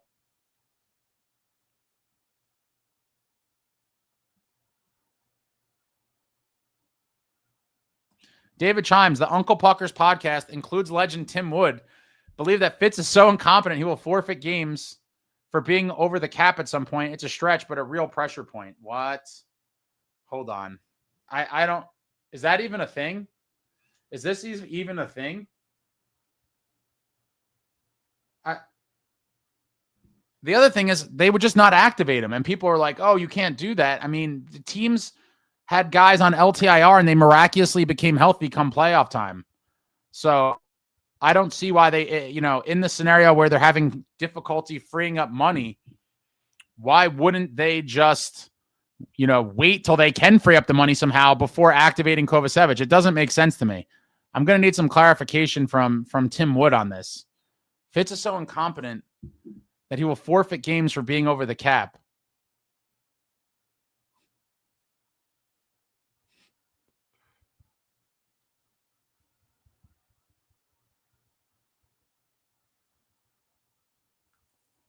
I'm actually reaching out to Tim right now for clarification on this. Would rather have Tage over Brady. Oh, I would rather Brady, but I would love Tage too. I think those are the two guys for me that would kind of stand above the rest.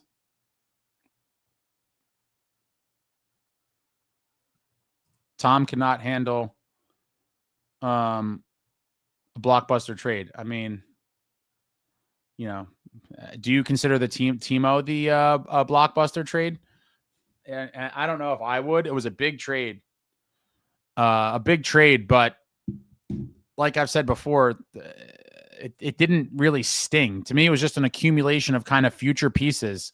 And I think those deals are somewhat much easier to make than when you're trading away a piece like those Lou deals we're talking about, where it's like, ooh, it stings to move on from this guy. Trading picks and prospects, it just doesn't have the same kind of bite to it. And who knows? Maybe this is the year he proves us all wrong. But so far, I mean, what has happened to make you really believe that we're going to see something like a blockbuster trade?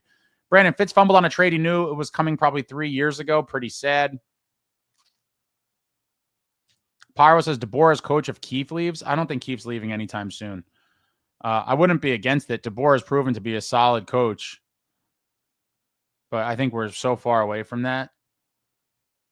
Beachmaster says the Brat hate is the dumbest hockey take ever. I don't know if it's hate. I think anyone hating on Brat is ridiculous, but fair criticism, I think, is a very different story than hate. Richard says I'd take Torts and I'd also take DeBoer, but this is not on Keefe. Completely agree.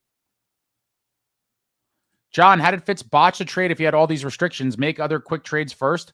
Not sure how that could have been realistically been done. Is it botching if it's not possible? John, pay attention, John. This is the last time I want to talk about this. How do maybe people live in denial? Take the blinders off. First of all the restrictions are self-inflicted restrictions. These are not contracts signed by his predecessor with trade protection. These are contracts he gave out that he signed, and he gave no move and no trade clauses. First and foremost, all the handcuffs he snapped on his own wrists, number one. Number two, the entire world knew that Quinn Hughes was going to be dealt at some point this season, the whole world.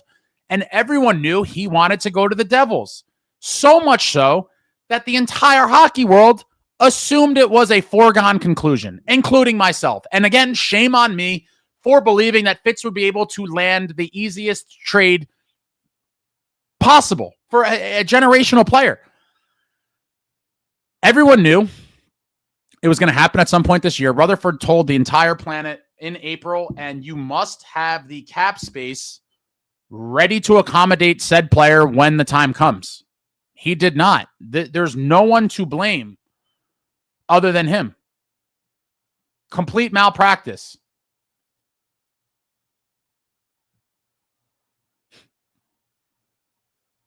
Vinny says, you think Jack will stay in Jersey when his contract is up? There's so many variables surrounding that. I would say it's a 50-50. So many question marks. Art says, get Ryan O'Reilly and bring back Mikey and the center issue is solved. I mean, this is the last time I want to talk about McLeod too, because a lot of people seem obsessed with this. Hypothetically speaking, if Mikey McLeod was the exact player or better than the version we saw before he left the Devils, I would say sure. That is not the Mikey McLeod that exists today. That was 2 years ago. He's a shell of that guy. I believe he was cut or benched or whatever it was in the KHL. And so you guys got to let it go. I mean, he was a very good depth player, depth center for the Devils before he left and had to deal with all of his legal issues. You're not getting that player back. That guy is done. That was 2 years ago. So you got to let it go. Now, I think there's plenty of other guys that you could bring in that could bring a spark and really help this team. But I don't think he's one of them.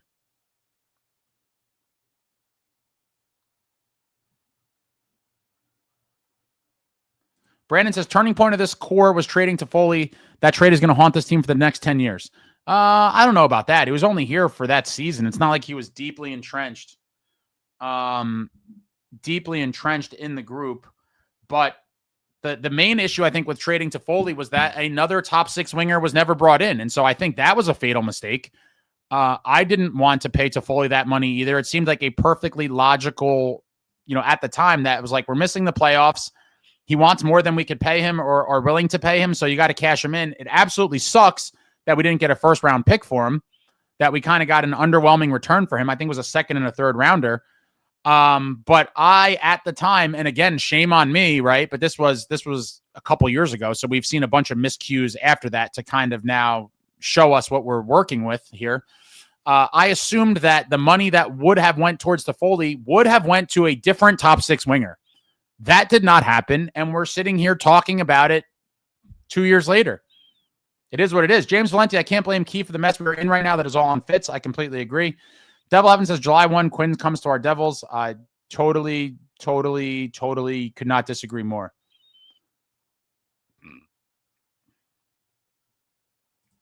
Sir Nicholas says it's over, folks. He told y'all. He doesn't think NJ valued him. That's certainly what I took out of the statements. I don't know how you would, if you're a reasonable and realistic person, how you would watch that Quinn Hughes press conference and come up with any other conclusion, to me, is just coping on top of wishing and dreaming and whatever else and holding on to false possibilities. That was the most scathing words I've heard from a hockey player, potentially ever, in regards to a trade. Antonio, Ace, with all due respect, get out of here with the whole Quinn is never coming. It is not over. You sound like a doomer. You read hella into a press conference. Yeah, I read hella into human emotion and what people say. And so you could, again, this is cope, and you could hold on to your hopes, light your candles, do whatever.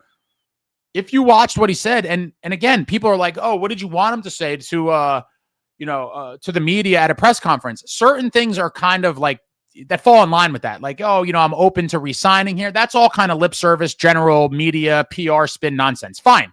I could live with that.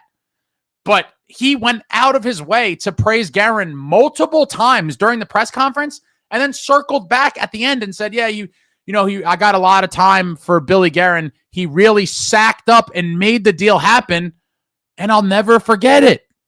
Do you guys, and in the tone and the look in his face when he said it, you guys could think whatever you want. Live in denial. I will be back to snatch souls from everyone that talked smack to me and told me I was crazy after this. Because the writing, it was right there. The video clip tells you everything you need to know. And all of the things coming out in the aftermath of this, I'm sorry that you want to continually live in denial and, oh, it's all fine. It's all fine. It's all good, baby. Live your life that way. I don't like to be negative and doom, but when it's called for, I certainly will. This is one of those scenarios. This is absolutely one of those scenarios. We blew a top talent league-wide. I'm sorry, but it is what it is.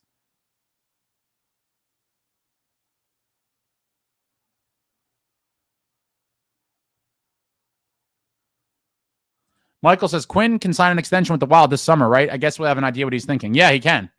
And I'm not saying he's going to sign it right away, but I wouldn't be shocked if he does. But either way, when it all comes out, eventually he will be with the Wild.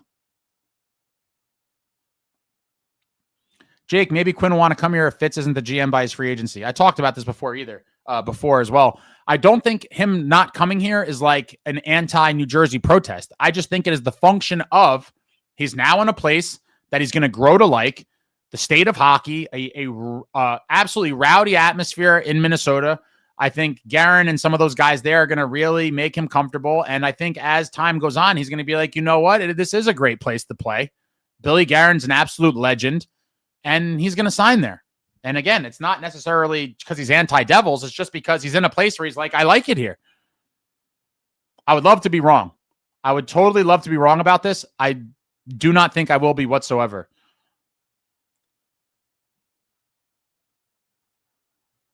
Imagine Brady and Quinn. No, that's pipe dream.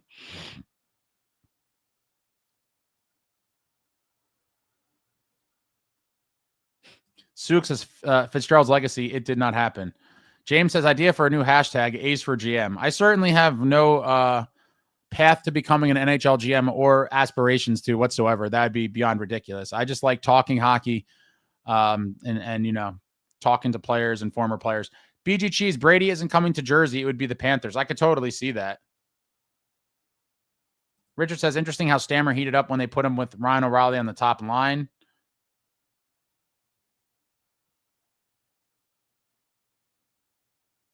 Do you think we should fire Fitz? Is that a real question? Absolutely. He should have been gone years ago, but this should have been the last straw, even for a very patient ownership. Blowing the once-in-a-lifetime opportunity to make a trade to land a guy like Quinn Hughes should have been the last straw. There should have been no more chances or passes after that. The last 2 seasons have been squandered. They should have been the bright years, should have been the glory years, and they were not. And here we are. What's up with Timo? So that's an interesting one. I'm trying to catch up on the time here. I'm not too far behind. We have no idea. He's dealing with something with his family. Hopefully everything's okay. I'm starting to worry that, I don't know, it could be something. I don't want to speculate. I don't want to speculate, but is there a chance he's out for a long time? I think there could be. We don't really know what's going on. We've gotten no update. I don't believe anyone's asked about it. And he's missed 3 or 4 games already. He's going to miss this trip. I don't know. Hopefully everything's okay with him and he comes back sooner than later, but I am starting to wonder what exactly is going on. Jason said, I love Nico, but who's yelling at the boys on that Devils bench? We don't seem to have a guy who's going to get everyone in line. I agree. That is a thing. If they forfeit, if they're over the cap, yeah, but that would require activating Kovacevic. Let's be real, guys. They're going to activate Kovacevic if they don't have cap space and then forfeit games. That's probably never happened in the league before. I can't see that happening. But wait, we have Fitz. It could. After botching the Quinn deal, anything and everything is on the table as a possibility. BGG says Fitz and Tkachuk are cousins, so you never know. Well, I don't think that helped him. Supposedly we were in on Matthew Tkachuk. I really wanted him too. When the Flames were looking to deal him, that didn't move the needle either way. And who knows, just because they're cousins doesn't mean that either one of the Tkachuks would want to play for him or play for his team. They might think he's a total disaster. Delvin says, Ace headed up to Toronto and Ottawa this September. Check it off the bucket list. I've been to Toronto as well. When I was a kid, it was in the summer. Most recently, it was in the winter during Marty's Hall of Fame induction. Sook says, if they forfeit games over the cap, I can't see this happening, but leave it to Fitz. That's hilarious, and Fitz should be removed from office with force. Absolutely. Mark Riches, happy holiday to our homegrown king. Ace constantly shows up for us, and there's no way it's easy to do what he's been doing. Someone help me feel less embarrassed about wearing my Devils gear in public. Thanks, man. I appreciate that. Vincent, Tuck asking for $11 million. He can take a walk with that. That's kind of where I'm at. I would love to have him, but go find a guy that has years left on his deal for much less. It seems very, very delusional to start talking about bringing in a guy that's going to want $11 million when we are desperately looking for a way to move salary out just to activate Kovacevic. Suk, I'd be mad if they forfeited games due to roster management incompetence, but if it actually happened, I'd laugh my ass off as an immediate response. Pulp Mystic seems like there's two competing theories. One, that Dougie nixed the trade so Devils couldn't clear space. Two, that the Nucks wanted a left-handed D and true top six center, so many would have outbid anyway.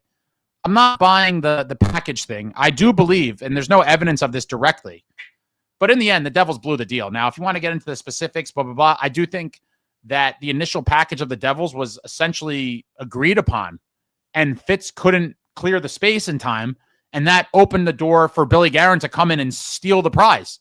I do think that Mercer, Nemitz, Salayev in the first, Rutherford was like, okay, I could live with that, because again, Rutherford's a good guy and was trying to do right by Quinn, and he knew Quinn wanted to go to the Devils.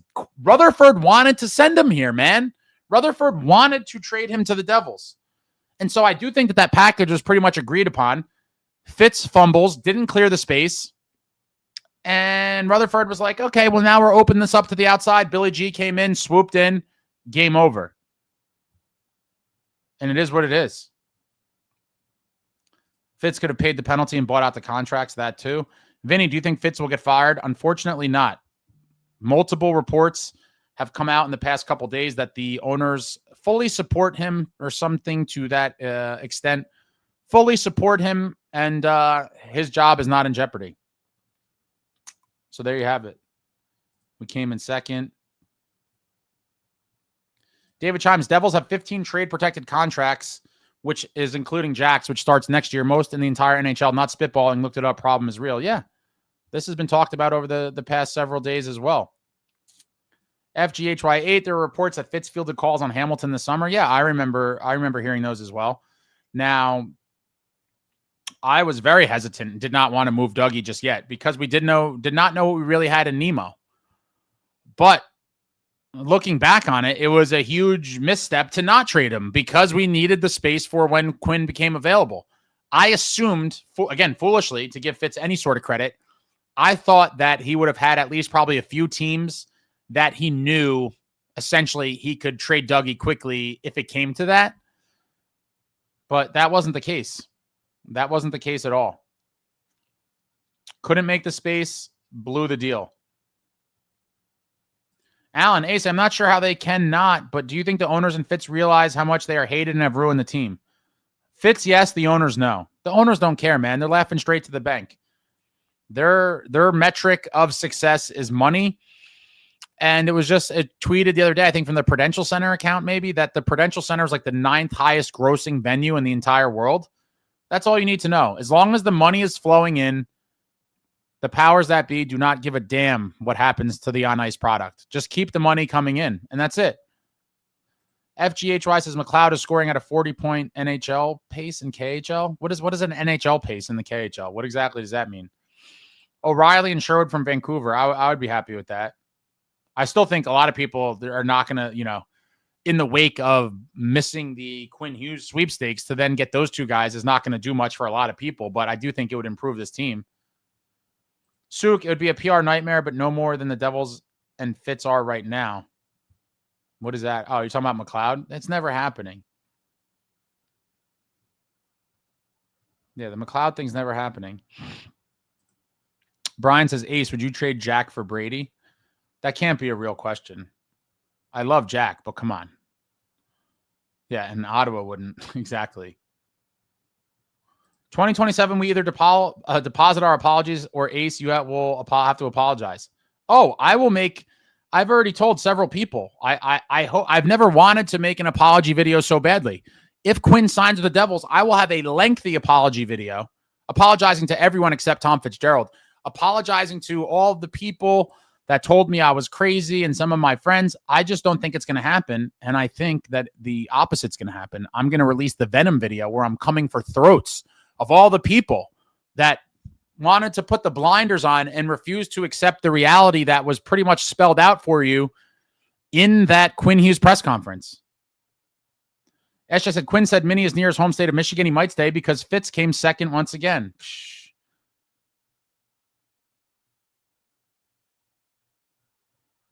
Seabone says, I hear the same thing you heard, Ace. Billy G values Quinn. Fitz needs to go. How has he not run out of NJ?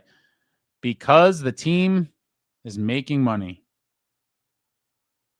Unfortunately, that is the real report card. David says, Garen, the right type of sacking up. McLeod, the wrong type of sacking. Please don't ban me for that awful joke. Thirst for War, he othered the Devils. I don't know what that is. He also said he would remember this. That is for the Devils, guys. Read between the lines. I think it could have been aimed at other teams as well, but certainly the Devils are implicated amongst the teams in that kind of little outburst or whatever you want to call it that he did. And listen, I respect him for it. He obviously was frustrated. He probably feels a little insulted. And again, I hate to keep harping on this, but why was his hockey bag in Jack Hughes' car? These guys do not handle their equipment on the road. Like, why did he have his hockey bag and why was it in Jack's car? That was a super weird kind of detail that came out. Like, oh yeah, he got to Michigan and didn't have his equipment because it wasn't on the plane because he left it in Jack's car. And it's like, what the hell was his bag doing in Jack's car to begin with? I don't know. But then there was another report that I forget where it came from, that the Devils were out on him like a week before it happened. So who really knows? It's a complete train wreck. It is what it is. We need 2 points tonight. We need 2 points tonight.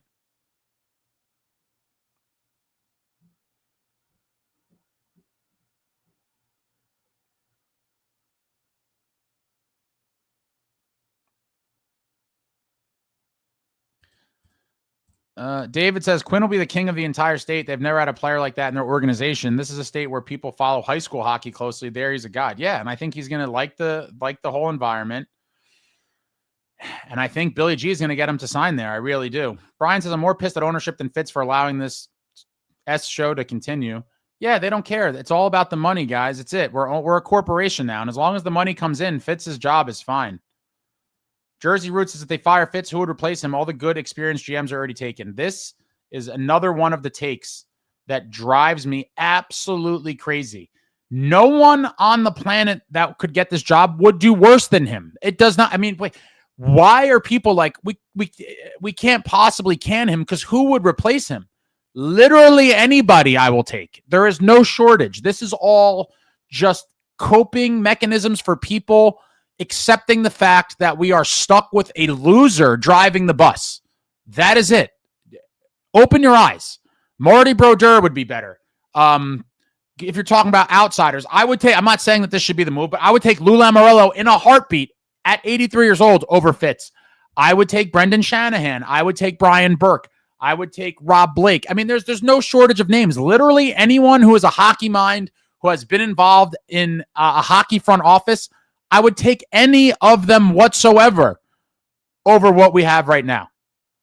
The bar is on the floor.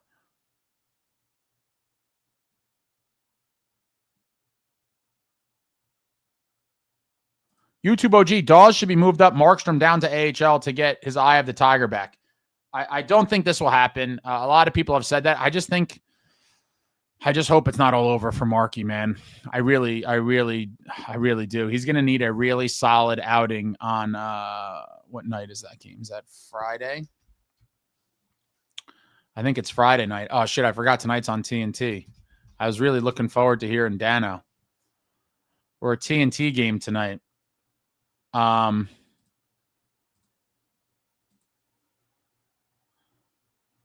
Yeah, Friday night at Utah is going to be Marky. He's going to need a big performance.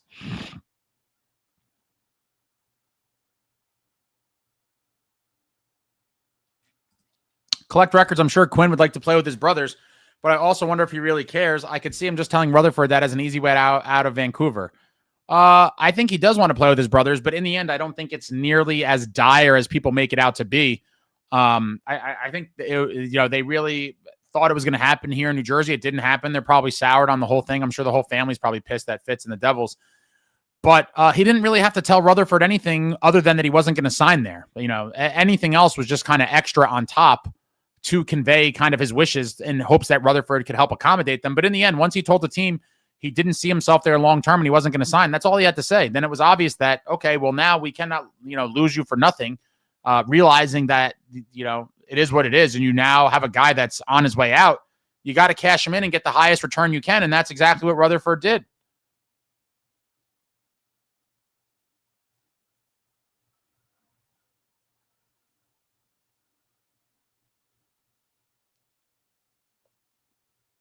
Suk says we won't know anything until Baldy man's up and decides to have a press conference. He's hiding. Witsec.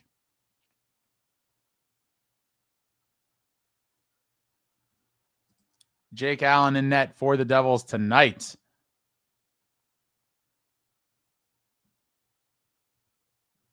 And Jake Allen we trust. Pyro, 6-dimensional chess move. Rangers keep their ticket prices high in order to keep casuals flowing into the Rock to keep the owners from noticing. Oh, boy. James says, boycott the games. Don't buy merchandise. Let the owners see what poor management does. It's not going to happen, but I'm certainly not paying to go to games anymore. I cannot in my right mind. It's just, I'm sorry, I've hit the end of the rope here. FGHY says, NHLE is NHL equivalent. Estimate of how many points they would score in the NHL. What is that even based on, though? BGC says the owners like money. They would make more money if the team was great, so they do care about the on-ice product. Wrong, wrong, wrong. You could not be more wrong. What has the team done in the past couple of years that makes you believe they care about the on-ice product? We've missed the playoffs and then got smacked in the first round. No meaningful in-season moves. Tell me more. Tell me more about how they care about winning. If Quinn signs with the Wild, how quickly do you think we hear rumors of Luke and Jack asking to be traded? I don't think that's going to happen. I do think now that's where people run wild with the things out there. I think it didn't work out because we were Fitz. It didn't work out, and so, they will revisit it at a time down the future. But I think, it's going to be Jack and Luke in New Jersey for a while, and Quinn is going to be in Minnesota.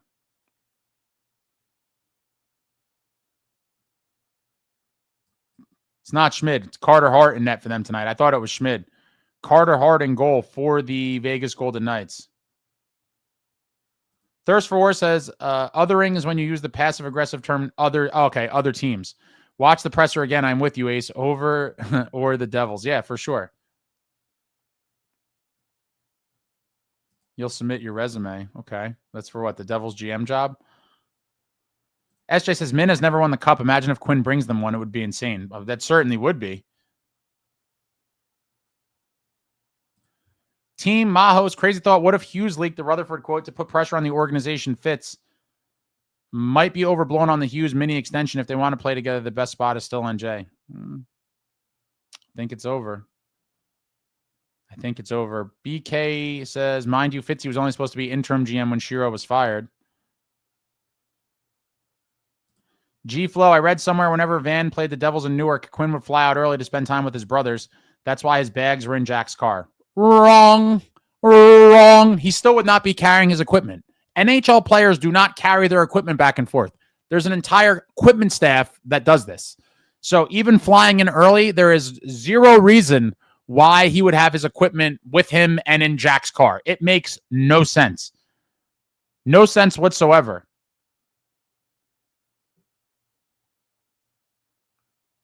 I think Fitz is a worse GM than Shiro was. You think? I don't think it's even debatable. Team Maho's Markey won't be sent down. I think best we could hope for is a trade or better performance. Yeah, he has trade protection. It's not over for Markey. You guys are writing him off for dead way too soon. I mean, I get it. It's been a struggling season, but all we can do is hope he turns it around. I don't think we're going to see I really hope it's not the beginning of the end. It's a valid concern. I mean, given his age, could it just be the wheels completely fell off? It could. I hope that's not the case. I hope we see a big bounce back for him in Utah, but it is kind of troublesome.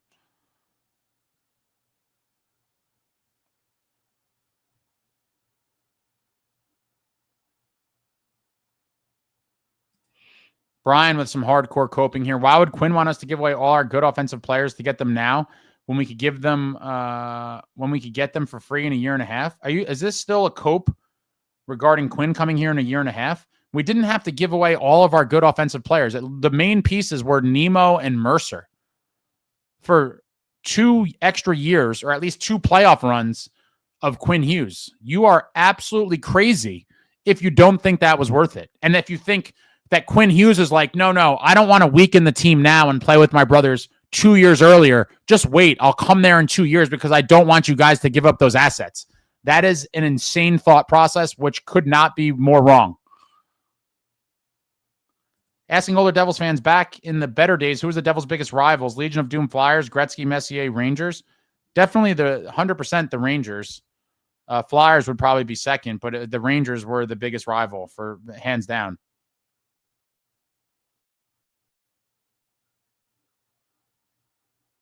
Brian, you got to come to the light, man. This is all crazy coping. Completely psychotic coping.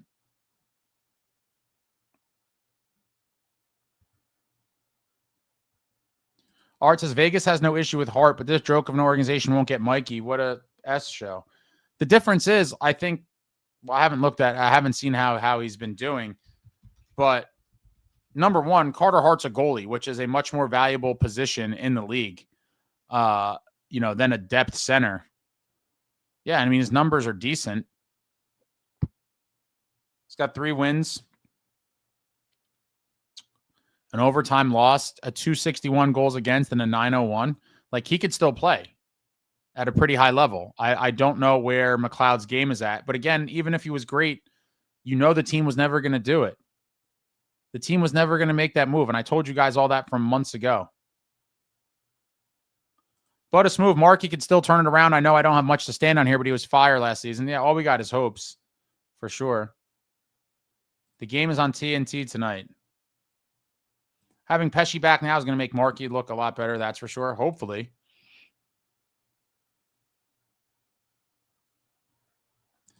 BG says players usually carry their own bags when they get traded, especially if they aren't with the team. Yeah, but he wasn't traded yet. Like, he wasn't separated from the team, I don't think. Unless that's the only other option, I guess, is that they were like, you're definitely getting traded, so he just went on his own and had his bag. That seems kind of strange, but I suppose that's possible.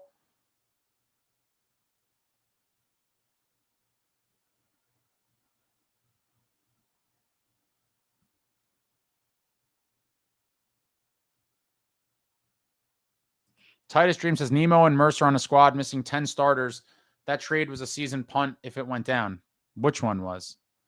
Yeah, the Quinn Cope is crazy. People are just looking to cling on to anything other than the reality of the situation. It is crazy. I've never seen so many people just look to, look for false hopes when reality is staring you right in the face.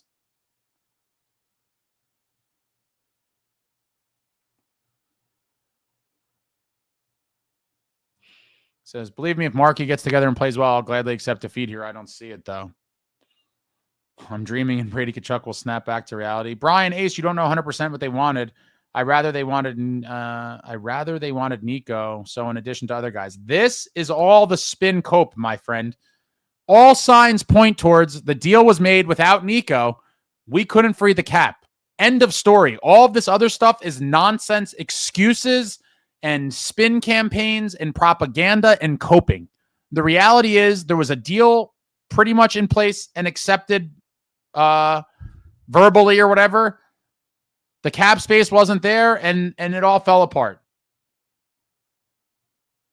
Alan says, Ace, do some of these fans realize how stupid they carrying their own equipment sounds? Like when I used to play street hockey back in the day. The only thing I guess that would make sense is if like that you're definitely getting traded, and it still seems weird that he would take it, but they're like, you're definitely being traded. And he just went out on his own. And they're like, go hang out at your brother's house till we call you with where you're going. I mean, it's possible, but it's super bizarre.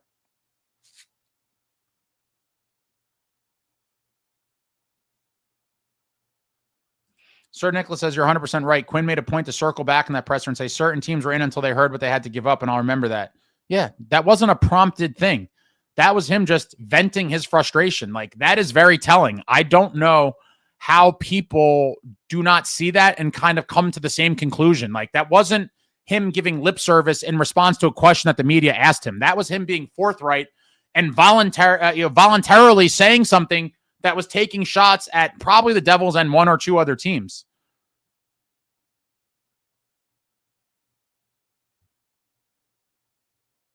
Nemitz plus Mercer plus pick deal would not be hamstrung by no move clause. I'm not sure what this is in reference to. They still needed cap space to make it happen. David Chimes, denial, anger, bargaining, depression, acceptance of the 5 stages of grief. I'm still at stage 4 about losing out on Quinn and Fitz failings, but at least I'm not on step 1. BG Cheese, if Quinn signs the Devils in 2 years, that your reaction video is going to be funny. I think he's signing with Minnie or possibly Detroit. Yeah, it's not going to be the Devils. Maybe Detroit somehow slips in there, but I'm pretty sure it's going to be Minnesota. But I'm 95% sure that it's not going to be the Devils. And I certainly will make a video apologizing to several people and saying how wrong I was. But I don't think that's going to happen. And I think it will be the opposite. I'll be coming for souls. Of all the people that told me I was crazy and looking way too much into a press conference, and that's not what he said, and all of the other spin nonsense that people said, I think, that's the video. It could be as soon as July. He could sign. He's eligible to sign in July. If he signs in July, I'm coming for everybody.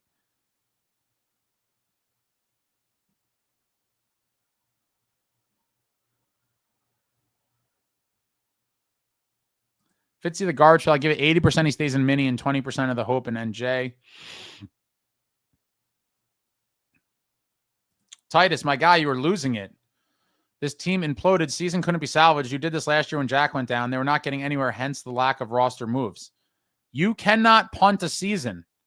If you're telling me that if Jack Hughes is injured or giving up on a season, then the rest of your team is absolute garbage. That's what you're telling me. That's what you're telling me. One guy goes down, you give up on the season?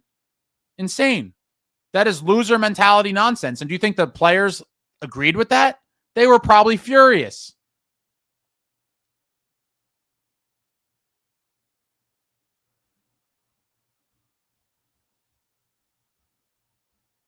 Suk says you have to think Fitz has asked for help from others in the room. At this point, he obviously can't do this job alone. Question is, what the hell is everyone in the front office doing? I don't know. Saying Detroit is an option was just created by Red Wings fans' cope. I think they were in on it. I think they were. And this is Ramats. Now, we lost Quinn, got to move on and try to make other moves. But in the end, he needs to figure out how to just get Kovacevic back. So talking about all these other guys we want to bring in is like, it's honestly crazy. Like, it's crazy on our part. How do we believe that there's even a possibility of this, given everything we've seen, and given that we need to make a move to just bring Kovacevic back off LTIR? But I have not done commentary stream during gameplay. I've considered it. I don't really want to do it. I may eventually try it, but I have not. Brian says, fine, Ace, but why would he not want to play with the Devils in a year and a half and play with his brothers just because the GM is a moron who couldn't free up the money? Because now he's went to another place. He's starting off with feeling a little bit scorned by the Devils and that the GM is a clown because they all thought it was going to happen. It did not happen. So there's obviously that little bit of negativity that you saw him vocalize clear as day in that press conference. But the biggest thing is now he is getting a taste of what life is like in Minnesota, where he will be a god in the state of hockey. He's got a lot of Team USA kind of hockey guys around him. I think Billy Guerin is going to do everything he can to sell him on the team, the vision, the culture of Minnesota hockey, all of it. And as a result, he's going to be like, I do like it here. I don't want to leave. Ink up the deal. You can't even let him get a taste of it. You don't let them get an audition in another NHL city and hope that they still want to come to the Devils, because you're going to see Billy Guerin's going to get it done. Not trading for him now was the end.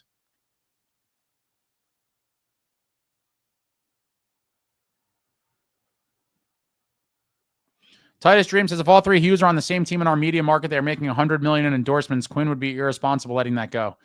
They're not going to make anywhere near that kind of money. They would make a lot, but hockey in general is not the other sports, and the Devils are not the Rangers, not even close in terms of all that. So yeah, they would have tons of marketing things, but in the end, it's not going to matter because he will be a Minnesota Wild.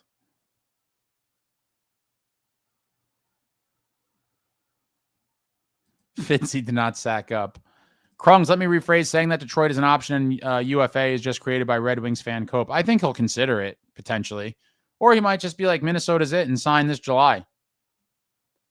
Logan can't keep flushing seasons until the core ages out of their deals. That's literally what's happening before our eyes, which is why I'm so irate. We should be living in the bright times. This should have been these past few years, the next few years should be the bright future that we were constantly promised and they referred to during the decade-long rebuild. And here we are living in them, and they're just as dark as, I mean, they're not as dark, I guess, as some of the rebuild years, but completely underwhelming and in the end squandering years of what should have been competitive cup window seasons. That is the fact. We're not going to lose Mercer. That's just crazy. If that happens, that would be I can't even let my brain get there. But a smooth, is there any realistic way that the trade news drama conspiracy was affecting gameplay the last few weeks, or is that ridiculous and the team is just struggling? It could be. Probably a little bit of both. A lot of people are speculating like, is Dougie kind of, in his feelings and whatever else. It could all be part of it. There's probably a lot of guys that heard their name in the chatter and were kind of curious about their futures. And it very well may have negatively impacted the team's performance on the ice. There's no way to prove that, obviously. And in the end, does it even matter? The team is struggling. We need bodies back. We do need outside help, even with a fully healthy roster. We are in absolute cap hell. Is there any help on the horizon?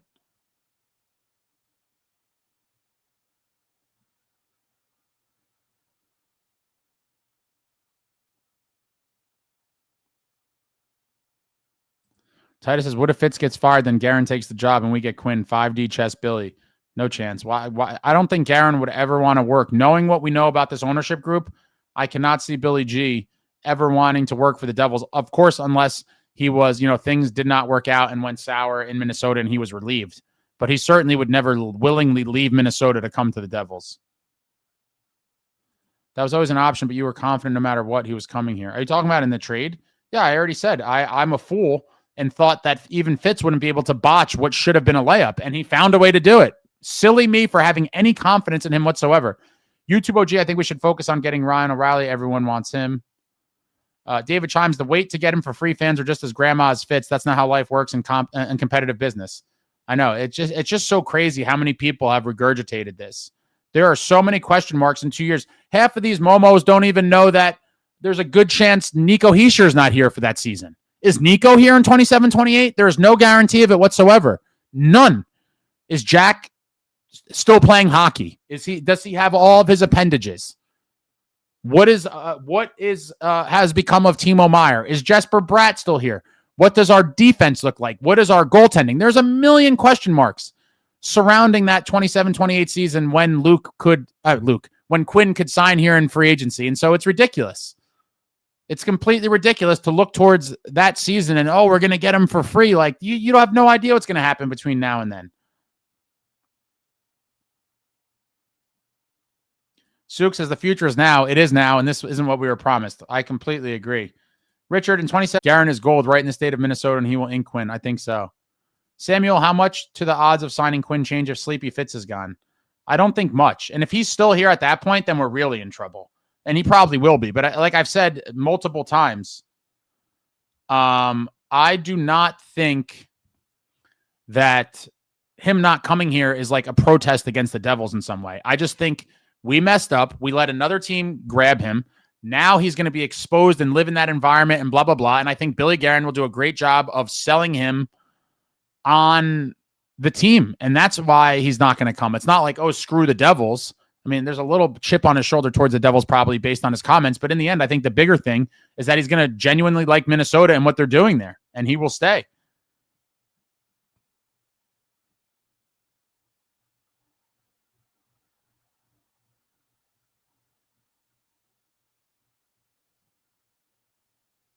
This is everything you just summarized is why this season is lost.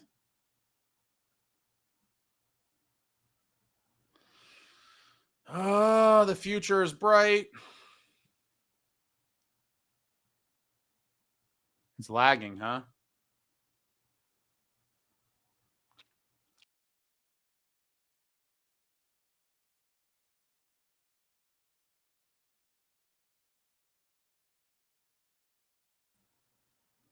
Is it any better now? Is it any better now? Oh, so you guys have shitty internet and you're telling me I'm lagging? Stream lagging bad. We need to send undercover ace to the next Minnesota Gala. It works with Luke. It can work with Quinn.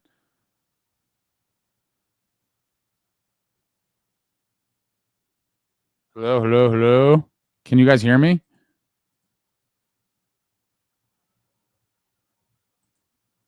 Hello. It's a sign to end it. All right, that's it. My microphone's showing working, so I don't know what the hell's going on. That's it. I got to prepare for the game anyway. It's super late. Frustrating stuff. I'm frustrated. All we could do is hope that, it's just strange. A lot of people can hear, some can, whatever. In the end, we're all hoping this team could be competitive. And gets in the playoffs, obviously makes some noise, gets healthy. Want to see a big win tonight. The New Jersey Devils in Vegas. Jake Allen in net. Let me see. What will the Wild give us for Jack and Luke? Oh God, that's so far down the line. Like I can't even really waste brain power thinking about that, guys. Like again, that I think is conspiracy theorist stuff. I do find it funny that people are trying to say like I'm a conspiracy.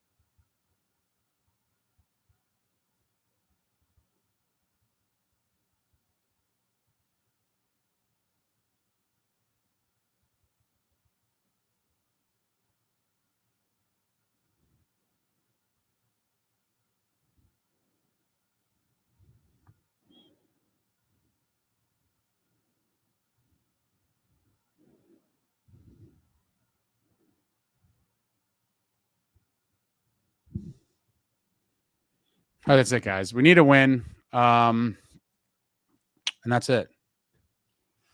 And that's it. Back for the post game, I think around probably 1 a.m. or so. It could be a little earlier, actually, because we're not going to have the normal post game. So it could be a little earlier. We'll see.